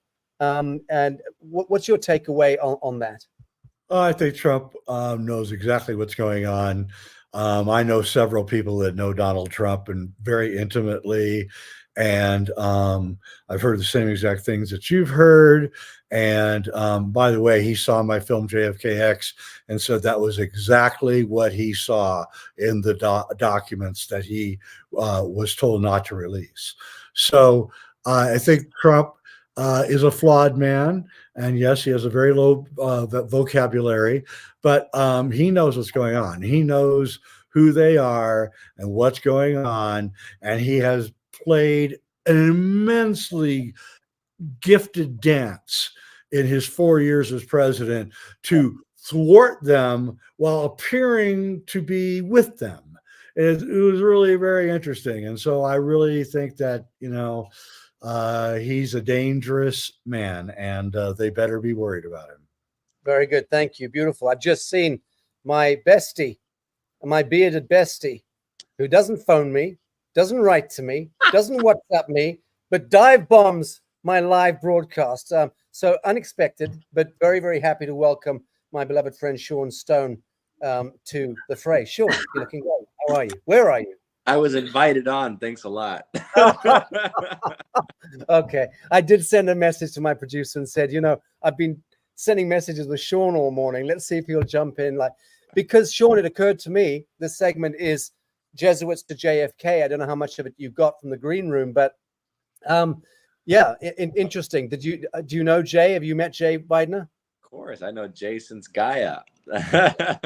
Years. They're both at Gaia. Yeah. I've seen JFKX, and I was just enjoying the conversation thus far. I don't always agree, but I love it. Very good. Who killed JFK, Sean? You see, this is where you get into the flat Earth versus the globe, right? And I just did a Santos Bonacci thing, by the way, and he was going on and on and on about the flat Earth. And I just said, listen, Santos, I believe that we're in a holographic, non-local, subjective experience of reality, and it really is just a question of where your consciousness is and which reality you choose to be in at any moment, because I don't think that there is an answer. And I think with Kennedy, it's like there's different dimensions of awareness of, I think that there's truth to this idea that he took himself out. what happened to him? Did he go into the secret space program? That's my personal pet hypothesis, is that he took over the secret space program, you know. But it's like, it's all these things are just fascinating, right? Because as we evolve through consciousness, as you know, going down rabbit holes and evolving, and you start to get to this place of, man, what is reality? You know, it's impossible for any of us to discern it and say we know the truth. Right. So when your dad was making the iconic film on JFK, of course, I'm talking about Oliver Stone, to those who don't know. When your dad was making that film, presumably, it took a hell of a long time to do the backstory research on that film. You must have met everyone and their uncle as well, and been privy to so much of the white noise around the JFK thing. How important is the JFK story and us unraveling it in order to breach the membrane of dream spell and awaken now to our capacitance as angelic humans? That's a serious question. Yeah, it's a serious question, because I mean, that's why there was a great series of books by Peter Levenda, Sinister Forces. I don't know if you guys read that trilogy. And a lot of it is based around the various characters that once you start going into the JFK rabbit hole, right, you end up with like Guy Bannister, who was basically doing like the FBI X-Files, right? He was an FBI man. He was like doing X-Files and stuff. He was involved with some of the UFO sightings and cover-ups. Guy Bannister, who ended up being one of the guys running Oswald in New Orleans. And then you end up with, again, the whole UFO connection, Kennedy talking to Marilyn and others, you know, talking about there's aliens and UFOs and how do we disclose this to the people? And he wants to disclose it, but he's not allowed to. There's the gold. There's this, as you know, Sasha, the gold with Indonesia, to being able to back the U.S. Treasury with real gold again and issue dollars from the Treasury as opposed from Federal Reserve, you know, borrowed Federal Reserve notes. There's, you know, just like you go into it and you're like, every aspect of the major conspiracies of the deep state, right, are connected to Kennedy and the assassination. So, you know, ultimately then it gets you to that place of like, well, who did it? And, you know, again, it's like, well, if you understand consciousness and like, why is Camelot, you know, Camelot is the killing of the king, right? Arthur, you have to create Arthur to then have him, be basically fall on his own sword, right? He has to be sacrificed. And so is he like, at what level is he consciously playing that role? People have told me before that, you know, that basically the family disposed of him. I mean, there are those that say like the Illuminati of, you know, the bankers of Switzerland, and obviously the, you know, there's Israel's tied to that, you know, through Lansky and whatnot. I mean, there's all these different factions, but you get to this idea of like, it was a moment of like, hey, we know that you cannot be there any longer because it's not the time in consciousness to expose these things and to end this. So that's why I'm open to this idea that he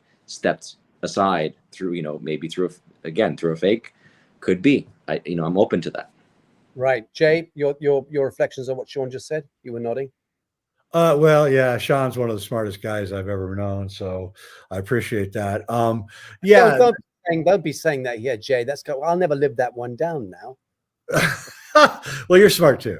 But anyway, yeah, I think that Sean's right. It was the killing of the king. I don't go into that in JFKX, but he was Camelot, he was King Arthur, Jackie was Guinevere, and it was time for him to end. He had tried to push, just like you said, Sasha, against the deep state. And we show in the film that RFK says, we quote him, we show him saying it. He says the mafia has infiltrated the government. In 1962, he said it. So they knew, the Kennedys knew that they were effed. They knew by middle of 63, there's no way we can beat these forces. They're too strong. They're too big. Dad sent us in to fight against it. Dad didn't even know how strong they were. The Kennedys didn't know that the mafia and the CIA had gotten married in the late 50s. And so there was the mafia, the CIA's charter was they couldn't kill people or do anything inside the United States. So they hired the mafia to do it. So, okay, fine. Right. And so that's what happened. And Kennedy, I believe, he did everything he could right before the end to get everything out that he could. I really believe that he and Bobby were, damn, man, we lost two good ones there. And I think they really were trying to do something. And I think that they came up against forces that Trump is coming up against right now. Forces so strong that, did any of us think that Trump would get sued for $83 million for a fake affair that never happened? No, we don't understand how powerful these forces really are. And now that we are getting our revelation about how strong they are, they better be worried, because I got a lot of friends in the military and intelligence, and they're reaching a breaking point. And I've never seen emails like I'm getting now. Right. Well, that incidentally, that 83 or 84 million dollar penalty, that was a misprint on the court docket. Actually, Trump was being granted $84 million compensation for having lain with that grotesque figure. But Sasha, you missed the number. It was 83. To my recollection, it was 83.3. Don't kid yourself. This is all by design. 83.3. Right. That 33 there. Right. Yeah. Very good. All revelation. So let's talk quickly whilst we've got you, Sean. Stanley Kubrick, because also Jay is, I think, an expert somewhat on this subject. Well, I do know Vivian Kubrick, by the way, pretty well, and I know Vivian takes exception to some of Jay's arguments and points. But no, Vivian, hang on, Vivian is mad at me because I criticized her very openly, and still do, for her abandonment of the Kubrick family for Scientology. Her dad wrote a 47-page letter to her begging her to come back home to her sister's funeral, and she didn't do it. But Vivian doesn't like the fact that I bring up a lot of bad things about her, and I don't care. Well, fair enough. I don't think it's fair for you to criticize. That's her family. That's her personal relationship to her family. Well, in any event, let's not go to Vivian, but on Stanley Kubrick, just baseline potted history. Sean, what's your takeaway? Because you're in the Hollywood fringe Illuminati, or you're born to that, within that. Like now you got Ben Fulford after me because he thinks I'm you. Okay, fine. I think Ben Fulford thinks I'm Sasha Stone because he accused me of hiring Robert David Steele to do this mega tour, right? That got him killed. And he says that I paid him. And I said, I didn't pay him. He was paying me to do a documentary. And then someone said, he thinks you're Sasha. And I said, oh, maybe that's what he thinks. But I don't think he paid fine. Well, Ben might just have another parasite that's gone into the back of his spine, because many years ago I was involved in helping a group of scientists and doctors actually pull a parasite that had coiled itself around his spine and put him into the surgery. So, well, fuck him if that's the case. But I like Ben Fulford. I have no problem with him. He was a good mate of Robert David Steele's. And if he wants to buy into that Vatican assassin bullshit about me, I'll deal with him one-on-one. But in any event, for the time being, I'm still going to pretend it was you and not me, Sean, so that you get the flack. Stanley Kubrick, what's your takeaway on Stanley Kubrick and the life and times of Kubrick? The Cube. I mean, I think there's so much. I mean, again, I get in more into like consciousness and what is really going on dimensionally, right? Because you can't look at this.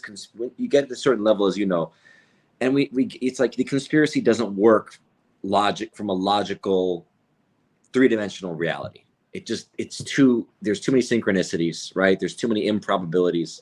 I go back to that Sinister Forces book I referenced that, shows a lot of the synchronicities that pop up, and it's like you're dealing with something that's multidimensional, that's beyond human comprehension, right? It's like we're here in our little rat maze, and then you've got another dimension of beings that are looking at the whole thing, and not just looking at it in a 3-dimensional way, but really more in an interactive experience, right? Jay was talking about the Anunnaki, the Elohim. I mean, this is just, it's clear to me. So Kubrick, I mean, it's like it's the cube, going back to the Saturnian forces that we've got, you guys all know about, we've talked about. So it's the cube, right? He's in some ways, when he did 2001, it was like, what a premonition was it a premonition? Was it, I mean, where did it come from, right? What level of dimension of consciousness plants this concept of basically, between Clark and Kubrick coming together to make this 2001, going basically beyond Jupiter, I think it was. And then it was supposed to be beyond Saturn in the book, and they changed it for the film. But then, ironically, 2010 comes out, and that's basically, they create a second sun in the sky out of Jupiter, I believe it is. Can't remember the details, but there's a lot of this stuff that's going on, and you're layering in mythology with prediction, essentially, of this AI reality, right, that we are now living in post 2001, post the takedown of the towers and everything that's coming. I think that Kubrick basically showed you essentially the dark side of the AI. So we're all living with this prophecy. Unfortunately, the bad dream spell is fear AI. You don't have to be afraid of AI. We have to comprehend that AI is ancient. This is an ancient technology. This has been around from the archons. You know, that's what archons are essentially. They're a type of AR. This is ancient stuff. We can't be afraid of it. We have to engage with it with the consciousness of the human, recognizing that the organic will, in God's universe, will always be able to overcome the artificial.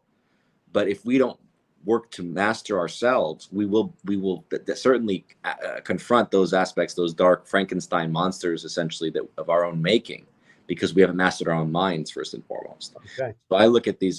So Kubrick is a brilliant mind. He was a chess master. I mean, but he was also a tormented person. It's clear. And I don't, I can't go into like his whole story right now. But I mean, just the fact that his work was indicating so much, and as the conspiracy theorists, right? That's why Eyes Wide Shut is always referenced. That's why 2001 and Clockwork Orange is a reference, because he's giving us these hints that we need along our path of awakening in this time period. Right. So it's clear, Jay, before I give the stick to Jane and then to Dan on this aspect of psyops, the Hollywood iconoclasticism. Jay, what's your takeaway on Kubrick? Well, in Clockwork Orange, 1970, at the Molokai Milk Bar, Alex and the Droogs are enjoying their psychedelic brew, and on the wall behind Alex is an advertisement for one of the products that they have at the Molokai Milk Bar, and it's called Drenchrome. And Drenchrome is adrenochrome. It's a short for adrenochrome. And Kubrick was telling us in 1970 about adrenochrome. And we'd wondered for years what Drenchrome was. And it wasn't until the adrenochrome stuff started coming out in like the late 90s that we were like, oh, Kubrick is talking about adrenochrome here. And he's, shortening it so we wouldn't know and the Illuminati wouldn't get upset. And I think that I said this earlier, and I don't really give a shit anymore, to be honest with you. We live on a giant adrenochrome farm. And right now on the internet, there's people all over the place talking about where are all the refugees? How come our town isn't filled with refugees? Millions are coming over the border. Where are they? Everybody on the internet is talking about it. Where are they? Where are they? They're not in my town. And so I don't know. I'm not going to go any further with that. But I think that Kubrick was warning us. And I think Kubrick was warning us on a lot of levels, on a lot of things. I think he was probably a member of the Brotherhood of Saturn, and the entire ritual of Eyes Wide Shut is the ritual that the Brotherhood of Saturn would enact. And the whole entire point of the Brotherhood of Saturn was exactly what 2001 is about in its original form of going to Saturn instead of Jupiter. Very good. Very good. Thank you. Jane, your reflections on what's been said. Microphone.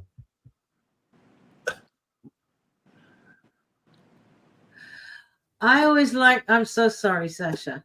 I always like to look at the bigger picture. And the most devastating thing to me that Hollywood ever did was take women and smash them up against a wall and take a man and stick him in a dress and say, here's your mother. And that's what they did. The greatest damage of all was their ability and their power and their reach across the world to destroy the nurturing mother archetype. Because once you've done that, you've missed half the world. And so we can go into as many details as we like about all these psyops. But in my mind, as a woman, that psyop is the biggest psyop you can pull out of Hollywood if you were looking for the biggest one of all. That's beautifully, very elegantly stated. Couldn't agree more with that. Return to the eternal mother becomes the most needful and necessary theme for our psycho-civilizational survival. Thank you, Jane. Love that. Absolutely love that. Dan, just taking it forward, we were supposed to just touch on Titanic, 1912, Federal Reserve, 1913, Great Depression, 1929 to 1939, all being a kind of setup toward socioeconomic collapse of the modern world at that time. So just speak momentarily to that, the importance of Titanic, that mass water sacrifice that occurred. These people, when they do things, you think of 9/11, the Titanic, they do it in a big way. I mean, yeah, J.P. Morgan got rid of all of the opposition when that ship went down.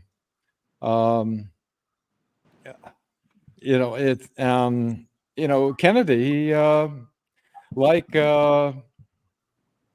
like Lincoln, he wanted to go on greenbacks, and Kennedy wanted to get us off the Federal Reserve. He wanted to stop the Vietnam War, so I wouldn't have to go over there in combat action.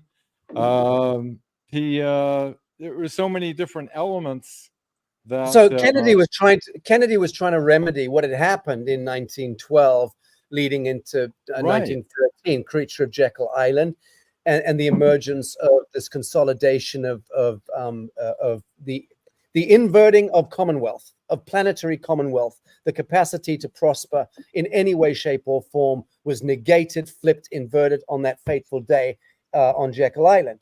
So the U.S. military might taking preeminence of planetary dominion and then enforcing the dollar, the petrodollar, and all that issued off the Federal Reserve with printing money with impunity by a bunch of midnight Masons, leading to the Great Depression, 1929 to 1939. Sean, your take on Titanic, Federal Reserve, Great Depression, and how that was a kind of, the whole thing was an orchestration of collapsing really the ancient roots of our noble and golden era in the past into a horrendous, militarized, industrialized reality. I don't know. We went from 2001 to the Titanic. Well, I mean, one thing I know about the Titanic was there was a book written in the late 19th century. Jay probably knows this, right? Around the time of the adventures of Baron Trump and the time travel stuff, which is always more interesting to me. But who was the sinking of the Titan? What was it? It was called the Titan. Huh? The Titan, yeah. No, the book was written Sinking of the Titan, was it? It was called the Titan, yeah. No, I think it was called Sinking of the Titan. It was Sinking of the Titan, right? Yeah, about this. It was basically about the biggest ship in the world called the Titan, right? And it basically it hits. I think it hits an iceberg or something, and it literally is the story of Titanic, but it's written about 20 years before, right? I mean, so it's like it goes again to this whole, to me, this interesting thing in consciousness of like how much is someone reading stuff and going, that's a great concept, let's use that, and how much is like foresight, as Jay was saying, like the ability, there is an Illuminati thing that, it's not just dark. The truth is, it's not just bad guys that are Illuminati. There are many Illuminati who are tuned in at a higher frequency and dimensionally, and artists can be tuned in, and they can channel things and foresee things, right? And so you wonder, okay, was that artists basically foreseeing something that was going to occur? Was it just some people saying, hey, that's a great concept, let's sink this ship? And by the way, there is that theory that I think Wano Savin and some others have talked about, that there was actually two ships, that one got sunk, one was, I think it was the Olympus, and then they basically no, they did, right, and they renamed Olympus. The Titanic didn't sink, the Olympus sank. The Olympus, right? Yeah. Right. The Titanic went on to sail for another 20 years. But the Olympians, right. They switched the plates, and it was an insurance heist as well. Yeah. And James Cameron knows all this. But don't forget that the Olympians defeated the Titans in ancient mythology. That's why I say this is so interesting to me, like how there's this mixture of mythology that's playing out simultaneously with, again, different timelines, different hidden histories. It's just endlessly fascinating. But so to answer your question, Sasha, I mean, what is it? Was it a golden age? No, I think that, look, I'm personally confronting the situation more and more, and recognizing and trying to wake people up to this reality of the promissory notes. Like, if we can recognize the fact that gold and silver is constitutional money in America, everything else is promissory notes. We've got to understand this, understand it. And it's like, I'm talking to lawyers about stuff like this, and they're like, what are you talking about? I'm like, the banks don't loan you money. I'm talking to accountants. The banks don't loan you money. They create the money.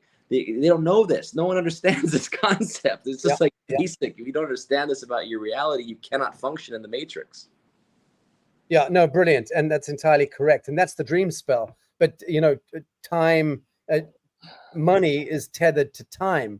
That's the bit I've been trying to preach about for 10 years now in the public domain, and for about almost 20 years, all said. But the fact of Cronus, the titan that devours its own young, Cronus, the archetype, god, king, mythos, figure, overarching the archonic realms, the fiction of time, and then this idea of human beings needing to be tethered into the collateralizing of their time and motion into money, into coin, in order to render unto Caesar that which Caesar says is Caesar's, and then falling victim to that mindfuckery. That's the great tragic comedy, is that we bought it at any point in history and actually went along with it. You know, that's extraordinary. But that's where the mind control and the trauma-based mind control comes in. So when you have Sabbatean elements and forces that then come in and bring about this destructivity and defilement and the engineering and orchestrating of war, disease, poverty, that's your civilizational trauma stuff that throws us all into these psycho-emotional reflexes of fight and flight and survivalism and, okay, I'll do what you say, just don't hurt me. So that's really where we're at right now. Would you agree? Essentially, we're still caught in the thrall of, we'll do what you say, Daddy. Please stop beating us. You asking me? I'm asking you. I guess the camera's on me. Do I think we're still there? In a way, no. I think that they want us to believe we are. I think that it's broken down, and the more, I mean, I know, Sasha, you talked about this going beyond time and the shadow of time kind of thing for a few years, and it feels more and more that way, like we've lost track of time. And I think more people experience that. Like, what year are we in? Right. Where did 2020 kind of stopped everything? What 2024? Where'd the last 4 years go? Huh? What's going on? There's a little bit of a waking up, right? There's an awakening. It's a slow, great awakening. I mean, awakening takes time.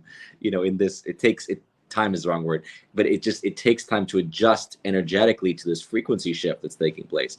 But the truth is, they can't traumatize it. That's why they keep going from emergency to emergency. Okay, we're going to force you to get vaccinated. Well, the COVID thing isn't working anymore. Okay, well, let's go to war with Ukraine. Yeah, well, people aren't buying into it anymore. Oh, well, let's go to war in Israel. Okay, but yeah, but people are with the Gazans now. Oh, let's go to war with Iran. I mean, they're just like, they don't know what to do. Let's go to war with Texas. They don't know what to do anymore because they can't traumatize. Yeah. They're not getting the response, and the young people don't want to go fight a war. So what are you going to do? Right. And of course, going to war with the human genome is really ground zero. So that massive is more than a psyop, but the mass interventionism and infiltration and hybridization now that's underway of the zombie apocalypse that's upon us, and this combination of weaponized E. coli and spike protein replication and weaponized electromagnetic frequency triangulations, courtesy of a delightful $1 trillion Skynet that's been tax funded into play in the last couple of generations. So we've got this heinous, insidious matrix complex that's fully weaponized, as is the ticking time bomb of every human biological body. So we're at that point. We're at that edifice. We're all standing at the edge of that extraordinary cliff. And this has been a uniquely enlightened and enlightening conversation, without any doubt. I think we have the biggest audience we've ever had in many ways, the numbers I'm seeing. So I'm very pleased about this. That says to me that this foundational honor and honesty that we're standing in by seriously investigating the nature of reality, all of us here, all of you here, we're all of us purposed toward that mission of seriously investigating the nature of so-called reality, of having that reckoning within individually of pure truth, and determining therefrom that what we think and feel and say and do will manifest the outcomes. So that's the grace of God incarnate. I'm very, very grateful to this panel for joining us on Lazarus today. I just want to invite closing reflections from each of you, if I may. Jane, I'd love to start with you, please. I'll be seeing you in a week or so in the United States. Can't wait to put my arms around you again. It's been a long time, but please, your reflections on today's conversation. Oh, dear Lord. You covered a lot of ground. There's so many psyops, you almost can't keep them straight in your head. So what I like to do is I go to the big overarching ones. And one of the biggest overarching ones that we didn't cover was Operation Indigo Skyfold. That's a really big one because it is connected directly with taking out the indigo people, indigo babies, indigo children. And this is since the 1990s, they've been trying to kill us. So I just I didn't want to leave without dropping that nugget, because the chemtrailing thing, huge, worldwide, all over the place. Actually, you told me once you don't get them in Bali. Is that well, true? no, in Bacala, I don't see them in Bali ever, but then you're not allowed to fly over Bali because there's 200,000 temples on Bali or something, and the priests forbid anything flying over. So that's the proclivity here. And also in Bacala Laguna, our ground zero for our big New Earth sanctuary, no, we see no chemtrails ever on the Mayan Riviera, which is an absolute delight. Thank you for raising that indigo piece, Jane. We'll be together and with the good Bishop Larry Gators at the closing of the Conscious Life Expo. So we'll take that. Let's take that particular piece forward at that time. Thank you. Okay. Thanks. Beautiful. Dan Willis, thank you for that presentation again earlier. It was absolutely beautiful. I'm going to do the rare thing of going back and retroactively watching the whole thing again. I thought it was so succinctly laid out. Dan, your takeaway from today's panel and thoughts moving forward. Oh, it's been an absolute pleasure. Whenever you get a chance to join other like minds like we have here and be able to point out the different things that have been happening on the planet that have been kind of just kind of taken for granted. And when you start to look at the whole thing, you start to realize that, we've been hoodwinked, and that we can take back this planet. It's only through the deceptions and illusions and the Hollywood, how it creates realities that if we allow them to come into manifestation, once we understand that we are all creating our future, then it's game over. We're on our way to liberating ourselves and liberating this planet. Beautifully stated. Thank you, Jay Widener. It's been such a rare delight meeting you for the first time for me today. I'm absolutely thrilled to have done so. And I got to tell you, just can't wait to throw my arms around you, give you a big bear hug. Thank you for joining us today. Jay, your takeaway on our conversation over the last over 2 hours. Well, I think it's important to discuss what we're discussing, but I think that we also have to understand that there's a larger reality, and we don't die. Just simply our plasma body collapses in on itself and goes back into the larger plasma field that surrounds the earth. And so we need to have courage and understand that standing up to deception may cause your demise, but there is no such thing as your demise. So be brave, stand up to it and say, no MFers, we're not going to do that one. Sorry. Okay, that's beautifully stated. Sean, closing comments from you, brother.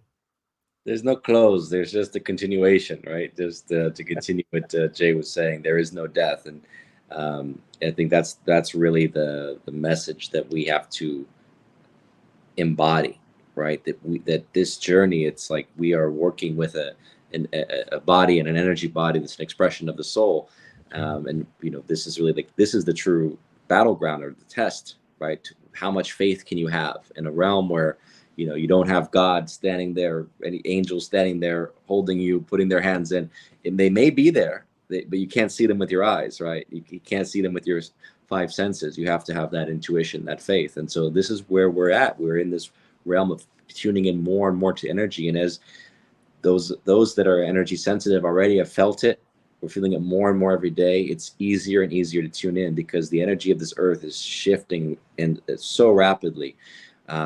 This process may take, it can happen tomorrow, it can happen in 10 years, I don't know, but these events that are coming, right? it's transforming our reality. So if we can tune in more to the energy, as I think Dan was talking about, you know, imagining your future, co-creating your future, trusting that we are here for a purpose to manifest the more beautiful earth, the new earth that follows, right, this old matrix. That's where our energy has to be focused on, not on the fear, not on all the weaponization of all that bullshit.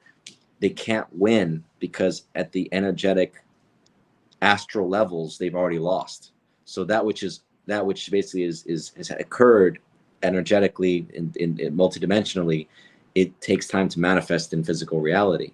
But because we know that the ascension is real, it's happening, they cannot defeat us. Even if you shift out of this existence in this form, so be it. You're not dead. You've just shifted to a different place, but you're still partaking in this ascension process. Beautiful. Thank you. Sean, thank you so much. Jay Widener, thank you so very much. Thank you. Thanks, Sasha. Thank you, Jay. Okay, friends, a quick update for me. I will be in Los Angeles in a week from now, thereabouts, and I will be at the Conscious Life Expo here at the LAX Hilton, February 9th to the 12th. Looking forward to that. And on New Earth Solutions on Saturday at 2 p.m. and down the Rabbit Hole Roundtable on Monday, 11 a.m. So the focus for me is really the New Earth Solutions Day. It's a lot more than just solutions. It's very exciting stuff that I'm going to be disclosing on that day. And then I'll be moderating a roundtable on the Monday as well, which will be in the morning. You can go to the links below. Producer Christy will be putting the links in on social media now to the Conscious Life Expo, so you can get your tickets there if you want to. Following that, the next weekend, I will be with Hopi messengers and elders and William Henry, who I'm looking forward to meeting. I'll be doing a 3-day Sedona immersive retreat, followed by a public event there in Sedona. That's 16th to the 18th of February. Then I'll be a few days later doing an event in Nevada City, and I'll make those announcements next week, or put the social media drops out there next week. That's pretty much it. I was going to do a piece on hereditary leadership and the need to restore, why much of my own work in recent years has been focused toward reclamation of the hereditary leadership to their stations. And I need to explain this piece. The reason why stupid people looking in on someone like me tend to think and get involved in these vortex opinions about fringe Illuminati or Vatican assassin or crown agent or all of that bullshit that comes out around me. I'm speaking to this because this is my symposium, Lazarus Initiative. It's my attempt to get serious information to the world in a studious way, in an intelligent and focused way, in progressive thought leadership, in consciousness, in action, in scientific inquiry, in reclaiming the broken back of history and re-identifying reality. So it's a very enigmatic subject matter, as you know, anyone watching the Lazarus Initiative over the last 3 years. And we've done hundreds and hundreds of hours of marathon broadcasting, met with hundreds of extraordinary icons around the world, involved in the most progressive arts and sciences imaginable. And it's just my attempt to, again, shake the tree and wake ourselves up, wake myself up. You know, I do this for me. Everything I'm doing for me. But I've come under a lot of criticism, and there's a lot of nasty shit that swirls around in the nether regions and social media and so on, trying to paint me out to being some kind of a scion of the Illuminati that's a controlled opposition, blah, blah, blah, when I was out here doing this over 2 decades ago, long before there was any truth movement, long before. Ask David Icke, he knows. David's been at it for longer than I have, but second to David, I think I've probably been around longer than anyone else in the scene. And I've been doing it without fail and without a break. day after day, week after week, month after month, year after year. The only time I stopped working, and everyone around me knows that, the only time I actually stopped working was when I was on my back, poisoned in 2016 for about 2.5 months. And that caused me to slow down a little bit. Other than that, I've never stopped. And I don't take a break. I don't take the Sabbath off. I don't take holidays. I don't lie in hammocks on a beach. I live well. I travel fast. I move around the world. I'm trying to lean into life. And at the same time, I'm speaking that truth to as many people as care to listen to my wheezing. It's as simple as that. But I do make a big focus on hereditary reclamation and redemption of hereditary stations. Meaning to say what?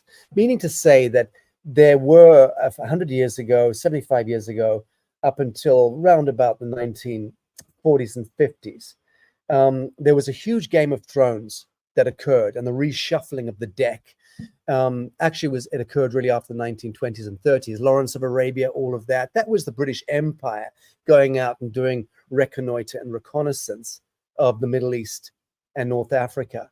And that orchestrated towards the Second World War, and how the Italians and the English and the French and the Germans were all at each other's throats, purportedly, in a kind of controlled exercise. Taking down Africa and stripping the assets of Africa has always been essential to the cause. Preventing the divine mother, so to speak, which is really essentially the spirit of the dark continent of Mother Africa, represents planetarily that gestalt, that element of the gestalt of the dark mother, the unconscious, the subliminal, the feminine element, the dark creative force, the Kali force. So kings and queens and sultans and sheikhs all around the world were torn off their thrones. You weren't told about it because there wasn't the internet in those days. No one told us about this stuff. But if you know history as I know history, and you've traveled as I have for now a quarter of a century, and you've met with hundreds of kings and queens and sultans and priests and bishops and imams and cultural leaders and so on and so forth, you build up a very extraordinary picture of reality, which doesn't conform at all to the academic understanding of history and reality. I even had here last week one of the great Rajas of Indonesia who came to visit when I was doing my little gig at my home here, to about 150 people who turned up for a talk spontaneously, which we did for Lazarus, which is being edited, and you'll get to see some of that. But one of the Rajas turned up with his retinue, and we spent a couple of hours after my show talking, and we're beloved friends in the first instance. He's one of those kings who I'd met first about 5 years ago, been taken to meet him at his palace, which was still on the corner of his kingdom. Okay. And I remember that evening. I'll never forget as long as I live. I'll never forget it. They'd laid out a wonderful kind of, reception thing for me. I sat down on the carpets on this outdoor ballet and under the evening with the evening light, and it was beautiful. And he came and sat there, and he had some of his attendants there, and we sat on the carpet, and they served coffee and whatever else they were serving, and we started to engage. I had an interpreter there at the time because his English was not great 5 years ago. It's improved considerably now. And I remember talking to this particular king, and I remember thinking to myself that evening, wow, I mean, I'm just talking to another king of kings, another Raja in Southeast Asia. And I met so many of them over the years and sat down and had the same conversation with so many of them. And the conversation essentially was me explaining to a king the true history of his country, his nation state, his kingdom, and how his grandfather and great-grandfather were stripped of their thrones and of their kingdoms. They were asset stripped. The Dutch came along, the British came along, the French came along variously in different parts of this part of the world. And the Jesuits were central to all of it and participating in conducting treaties, sometimes at the end of a barrel of a gun, telling these kings that they must sign this treaty. They must allow themselves to be asset stripped for the fact that they were going to create a greater nation, for instance. So hundreds of kingdoms were forced to consolidate their kingdoms into a nation state. which was being orchestrated by academicians and midnight masons in the West, okay, who even created the language here, Bahasa Indonesia, so created by English and American linguists. So there you have it, orchestrated nation states, predicated on the broken bones of kingdoms, which were good kingdoms, people who were ruling correctly. They'd given the land to the people. There was a thriving social ecology, thriving spiritual identity and mystical tradition, thriving economy, everything verdant and abundant. It was not destitution and poverty. They weren't a bunch of dissolute, disenfranchised natives that needed redeeming. They had an incredibly rich history that was an echo of the great Mahabharata, the last of the echo of the Hindu epics of a golden age, still being sustained here in Bali. This is where I've lived for 17, 18 years. I first came here 20 years ago.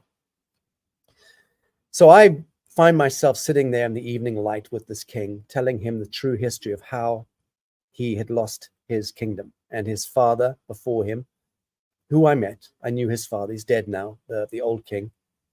I also knew his wife, the queen, who died within the last 2 years. And she was a magnificent woman. We did a couple of royal banquets here at the New Earth Haven in Bali, where the queen came and prepared the menu, an extraordinary cook.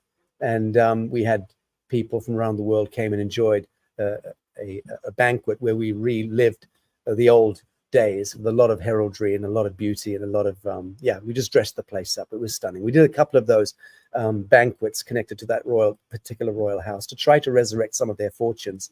So I was bringing people in to pay for the banquet, to send money back to rebuild the palace, which was becoming quite decayed and decrepit, as are many of the kingdoms of the world, because the corporation took over.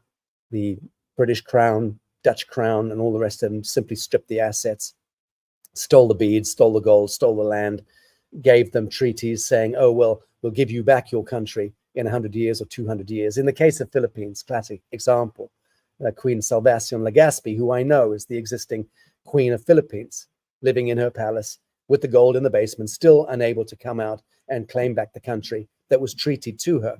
The corporation told her family, the royal house, over 200 years ago, we will take the country, we will modernize it, we'll put infrastructure into it, here's the treaty, and in 200 years' time, we'll give you back, the royal house will come back and take leadership, but we will have done what we wanted to do and needed to do in that interim. They had no choice. They did that. 200 years came and went, and when Queen Salvacion Legazpi, over 10 years ago, 14, 15 years ago, went to the crown interests and said, okay, here's the treaty, now hand back my kingdom. What do you think happened? Fuck all happened. She was told to stay quiet, go back into the basement, and shh. In the same way that in 2004, 5, 6, back then, 20 years ago, I was embroiled and involved in my foundation, Humanitad, was embroiled and involved in holding trillions of dollars worth of federal safekeeping receipts on behalf of the consolidated Asian collaterals. So over 20 years ago, I was involved in this and trying to get redemption from the Federal Reserve for one or two of the notes, to begin to get redemption on some of the notes that went back to the 1940s and 50s. We couldn't get redemption. So although the gold of Asia had been taken and used in Fort Knox and used to rebuild the post-war dollar, and the treaty that was struck with President Sukarno in those days was, well, lend us some gold after the Second World War. Lend us gold, President Sukarno. We've just created a country for you. We consolidated thousands of islands in Indonesia. We consolidated hundreds of kingdoms, and we've called it a nation state, and you're the president, you're the proxy. Now, give us some gold, and we'll rebuild the world with that gold. And in 10 years, 15, 25 years, we'll give you federal safekeeping receipts for the gold. And in 10 years' time or thereafter, you can start to redeem those federal safekeeping receipts. Well, 10 years came and went, and various people tried on behalf of the Indonesians to get redemption for the monies that were owed to them by the Federal Reserve, by the crown interests, and they couldn't get redemption on any of those notes. Come 2004, that stuff found its way to my desk, and I was asked to get on board and become a intermittent and intermediary between the Federal Reserve, Federal Safekeeping Receipts, and the Indonesian trusts. Tried to do that for a couple of years and failed. Couldn't do it because every time the Fed screens went live and we were engaging with the Federal Reserve and saying with our bankers, hey, here's a $1 billion note or a $5 billion note or a $10 billion note. We'd like redemption, please, for our clients. The Federal Reserve basically told our bankers to fuck off and said, close the screens. Close the screens. You're not going to get any redemption. And if you continue pestering us to try to get redemption on these federal safekeeping receipts, we will remove your banking license. Essentially, I'm being very reductive. That's essentially what happened. And we ended up after 2 years just pulling out because we realized that all of those trillions of dollars worth of federal safekeeping receipts, the value of the bonds that had grown since 1945, 46, on the back of the stolen gold would never be redeemed. So I have a long history of knowing about the defilement and the desecration of the First Nation peoples of the world, not just in Southeast Asia, in Africa and Central South America, all around the world, and the good white gypsy folk as well in Eurasia. It's an epochal story, to use one of my favorite words. It is an epic story, and it's about reclamation of identity. It's about redemption, absolution, and how we move toward our salvation. How do we get the black skin, brown skin, red skin, yellow skin people of the world to forgive the crimes of ages that have been meted out to their people over the last 500 years of Vatican conspiracy? How do we get the black skin, brown skin, red skin, yellow skin people to forgive the crimes of the white skin? And I'm not pitting whites against colors, because the white skins were also pulled into this. We were also a utility of the devil. It's just that we were used. The good people of England, the good people of France, the good people of Belgium and Germany were being used by their crown interests, by the Sabbatean forces that were driving empire. And they were the humble taxpayers and tithe payers.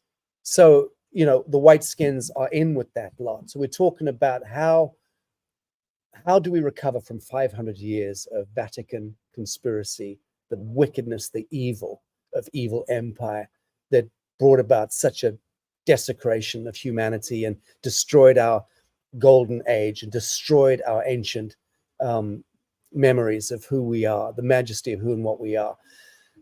Hereditary redemption becomes a seminal and very important element here. That's been the body of my life's work for a quarter of a century since I set up Humanitad. That's why I've moved amongst kings and queens and hereditary leaders to see which of them are real and which are false. Many of the kings, queens, and sheikhs now in the world are the corrupt uncles or great uncles and great grandfathers of, grandsons of corrupt forebears.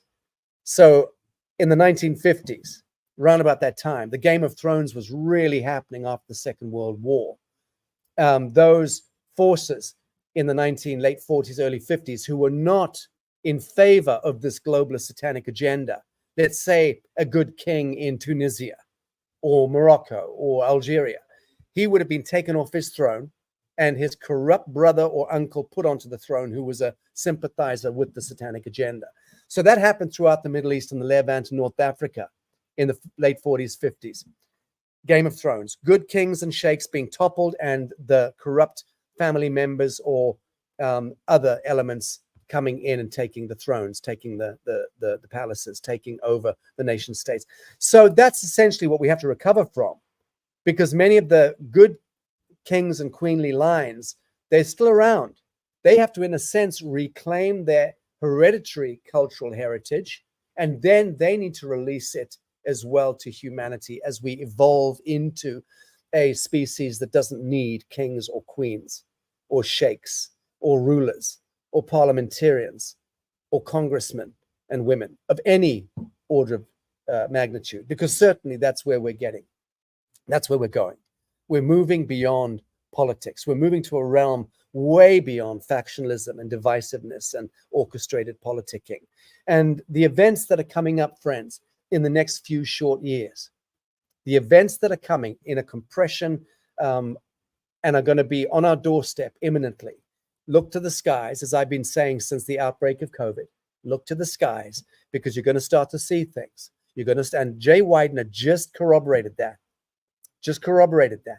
We're already seeing the things manifest in the sky. We're already seeing, look at TikTok, look, and it's not all AI stuff put out there to confuse us and to create helter-skelter.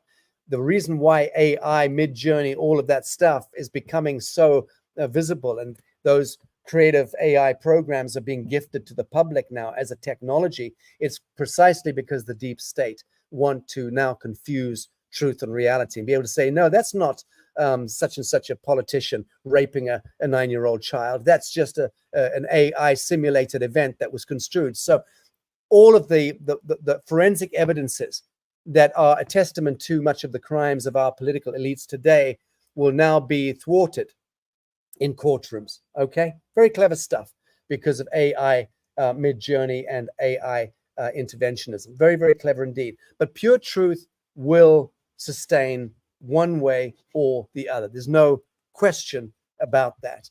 I'm just explaining the work I'm about to unveil on my speaking dates in the United States, and then touring dates in Europe in summer this year, and then I'll be doing some dates in the Mediterranean and North Africa in, I think it's September, October. It's going to be really leaning into this, into the story of the reclamation of our lost heritage and how we need to remember our spiritual roots and cultural roots in order to reclaim that which was broken and stolen from us in recent history, reintegrate that so the memory can flow again, the ancestral memory can be restored, and the blood song in all of us can be restored. That coherence needs to happen, must happen, if we are to self-actualize and then clamber to our feet and salute the celestial universe and say, we've come of age. We're going to take it from here. This resurrection of humankind, this latter-day Lazarus rising from the dead is the new convention. But it has to happen when we rekindle the blood song and we honor the fallen ancestors, those who went before us, whether you were black, brown, red, yellow, or white skin. We need to get back into coherence with our blood song. That's my work. That's my life's work in essence. I'm sorry if it sounds very nebulous, but I know what I'm trying to do and looking to do and variously succeeding in doing is to rekindle that blood song so that coherence returns and the morphogenetic flaming of the human family can upshift. And that's us doing it for us. That's us disidentifying psycho-emotionally, psycho-intellectually, psycho-spiritually, psycho-culturally, psycho-civilizationally from the reality matrix and going, fuck off. I'm not going to be programmed or programmable anymore moving forward. I am taking full custody of the Atman, the relationship that I have with God. I'm now taking full custody of this living temple, this body. I'm taking full custody of this jurisdiction of the Adamite, of the true angelic human. This is my world, and I will take this from here. Once we do that, as Jay Widener was saying at the start of the panel, he was quite right. You know, we are a utility, have been for millennia, certainly for the last 500 years in the compression state. We've been a utility of satanic, Sabbatean, Luciferic, lower elemental forces that have been, at essence, sucking the adrenal chrome out of the pineal. But a lot worse than that, sodomizing and inverting kundalini of millions, hundreds of millions, maybe billions of souls, of incarnations, through ritual satanic abuse and pedophilic practices, the desecration of innocence, the defilement of innocence. And that inverting of the kundalini is how life force is stolen. The Promethean fire is stolen from the innocence of a human being incarnating in this world. And many of us have been abused in our past, have fallen victims to those abuses variously. whether it was at the hands of boarding schools or the distortion of family members, or being born into generational cults, of which there are innumerable all around the world, from the leopard cults of Africa to the multi-generational satanic echelons and cults and covens in the Americas. It's endemic and has been endemic for a long, long time. But the reclamation of ourselves from that cultural defilement is also necessary. So the resurrection of the true heritage and culture becomes a very important piece. And stay tuned to the work that I'm doing. That's what I'll be speaking to also with the Hopi messengers who come and meet with me in Sedona on the 16th, 17th, and 18th of this month coming up, of February. Where's that slide gone? There we go. It's this one here. This 3-day immersion is really about seriously looking at Hopi prophecy. I'll be doing a big unveil at that point of the big project I'm working towards, which is going to take a couple of years, but I believe will change the fabric of this world if we get it right. And I say we because I'm relying on I'm relying on you. I'm relying on the viral networking that we're going to kick off from the Lazarus Initiative to make this manifest. We have to reclaim ourselves. It's not going to be gifted to us. We have to redeem ourselves. It's not going to be offered to us. We have to restore ourselves. It's not going to be done for us or to us. Speaking of which, at Conscious Life Expo, when we were talking a little earlier about some of the advanced technologies and what have you on Dan Willis's presentation there, this thing here, this little gadget, okay, this is much smaller than the one we showed a couple of years ago. This is the latest state of the art here. That's a voice diagnostic technology. This is Russian cosmonaut technology at its finest, and this is the first brain of the LifePod technologies which we're putting out and which we're launching through the New Earth Sanctuary, building this technology. This is frequency remediation technology, plasma activation technology, thousands of programmable Tesla-based frequencies that heal, treat, and ameliorate and remediate mutant conditions in living systems. Very, very exciting stuff indeed. So I'm going to be doing a bit of a expose on this stuff, or a disclosure on this technology at the Conscious Life Expo as well, which I think I'm involved now in multiple conversations with multiple factions connected to the so-called med beds. Have I seen a med bed myself? No, I have not. Have I spoken to military brass and intelligence brass who have convinced me in telephone calls and in situ meetings that they exist? Yes, I have. In Europe and in Central America and in North America. I've spoken to elements that have sat with me at the table, told me directly their connection to Area 51 and to the, I think it's 4 or 5 full-fledged off-world med beds that are purported to be being housed there. The ones in Atlanta, I've just this week been invited to go and witness myself. I'll probably try and get to do that on my next trip to the US upcoming shortly. And there are some other so-called med beds that are ready to be unveiled imminently, so we're told, in America. I'm so sorry, in Europe. But it's not a subject that I'm that interested in because, and that's why I've never really talked up med beds in a big way. I did start talking about LifePod and LifePod technologies that my own group of military engineers and partners in Romania are incubating slowly to get to market.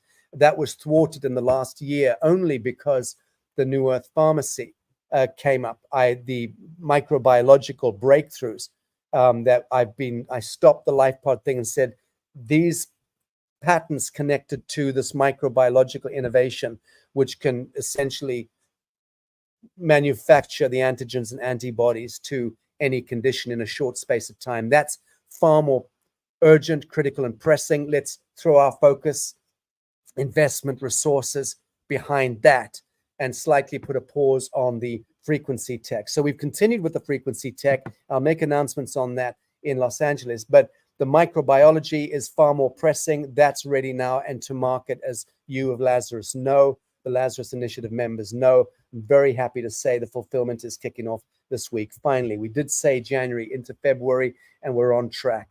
And once that kicks off, we'll be able to open up the New Earth Pharmacy again and start taking the next orders. We were sold out, I think, in 48 hours before Christmas, 48, 72 hours. So pleased about that.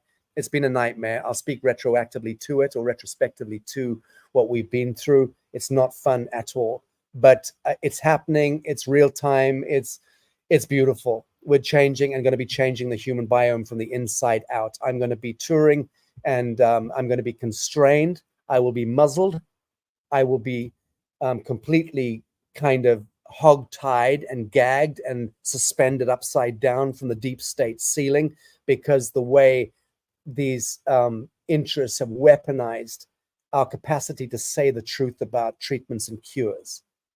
We all know what I'm talking about here. Look what happened to my beloved friend Jim Humble, who just died a few short months ago, on the run and in hiding in Mexico from the US government.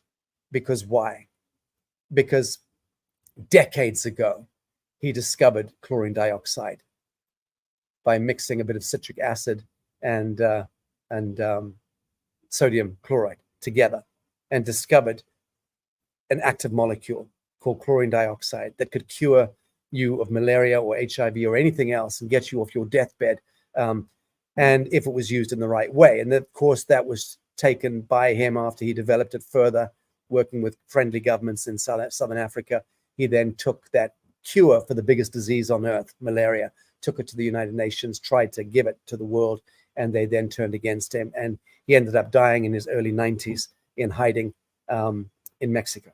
Okay, God love Jim Humble. Anyone who hasn't seen the film I made about his life, A Humble Journey, please check it out. Jim Humble, Sasha Stone, A Humble Journey, go and check it out. And revere the memory of that very noble man. He's just one story of many. I'm going to leave it at that. I hope that I've given a little bit of an update on where we're at. Christy, give me a thumbs up now if it's good for you to drop the next segment in. I know I've spoken a little bit longer than I should have done. I apologize, folks. I'm keeping my producer waiting, and we're 50 minutes over schedule. I think I'm going to be joining you a little bit later on for some interaction. Christy, by all means, you may now, if you wish, take it away.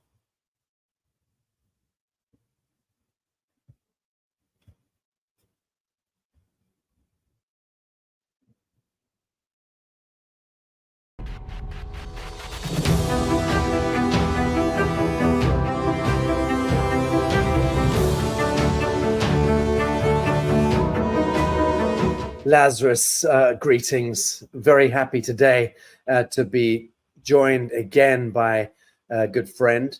We're journeying back to the very dawn of civilization, to the enigmatic world of ancient Sumeria. And here, in this cradle of human history, the god Enki reigned supreme, a symbol of wisdom, water, creation, and magic. Enki was no ordinary deity. He was a beacon of benevolence, and his vast knowledge setting him apart from his divine contemporaries. His teachings spanned across disciplines like divination, astrology, astronomy, lamentation, and even exorcism. And these teachings weren't reserved for celestial beings alone, but were generously shared with humanity. And the medium for this grand dissemination were his appointed cosmic guardians, the Apkallu, among whom one name, Adapa, shone particularly bright. However, following a cataclysmic event known as the Great Flood, the Apkallu vanished, and their roles inherited by a new scholarly elite, the Umanu. And today we delve into this captivating saga of wisdom, power, and the evolution of knowledge dissemination, unraveling the mysteries of ancient Sumeria as we explore the intriguing legacy of Enki and his cosmic guardians, the Apkallu. You'll remember, of course, Dr.